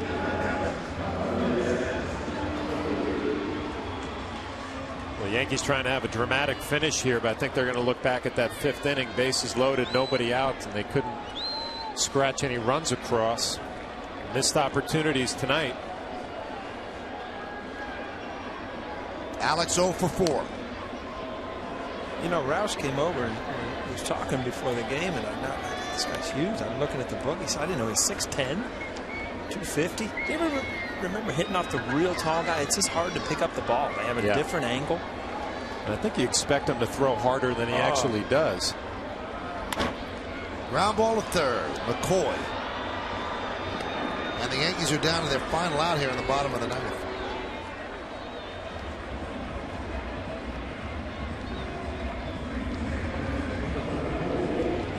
That'll leave it up to Robinson Cano, and what a night he's had. Cano walked and scored in the second, solo home run in the 4th, walked in the 6th, and a solo home run in the 8th. Roush's job just got a little bit easier with the night Robinson Cano is having with a 2-run lead here. He can afford to be aggressive and go right at him. Eric Chavez is on deck.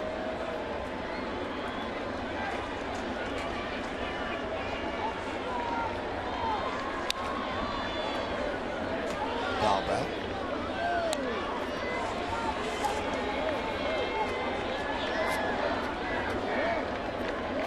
Roush was with the Twins last year.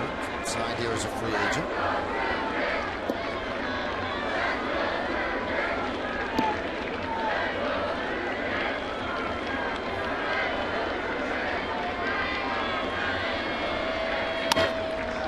High drive. And it's in the park. Davis is there. Ball game, and the Toronto Blue Jays beat the Yankees.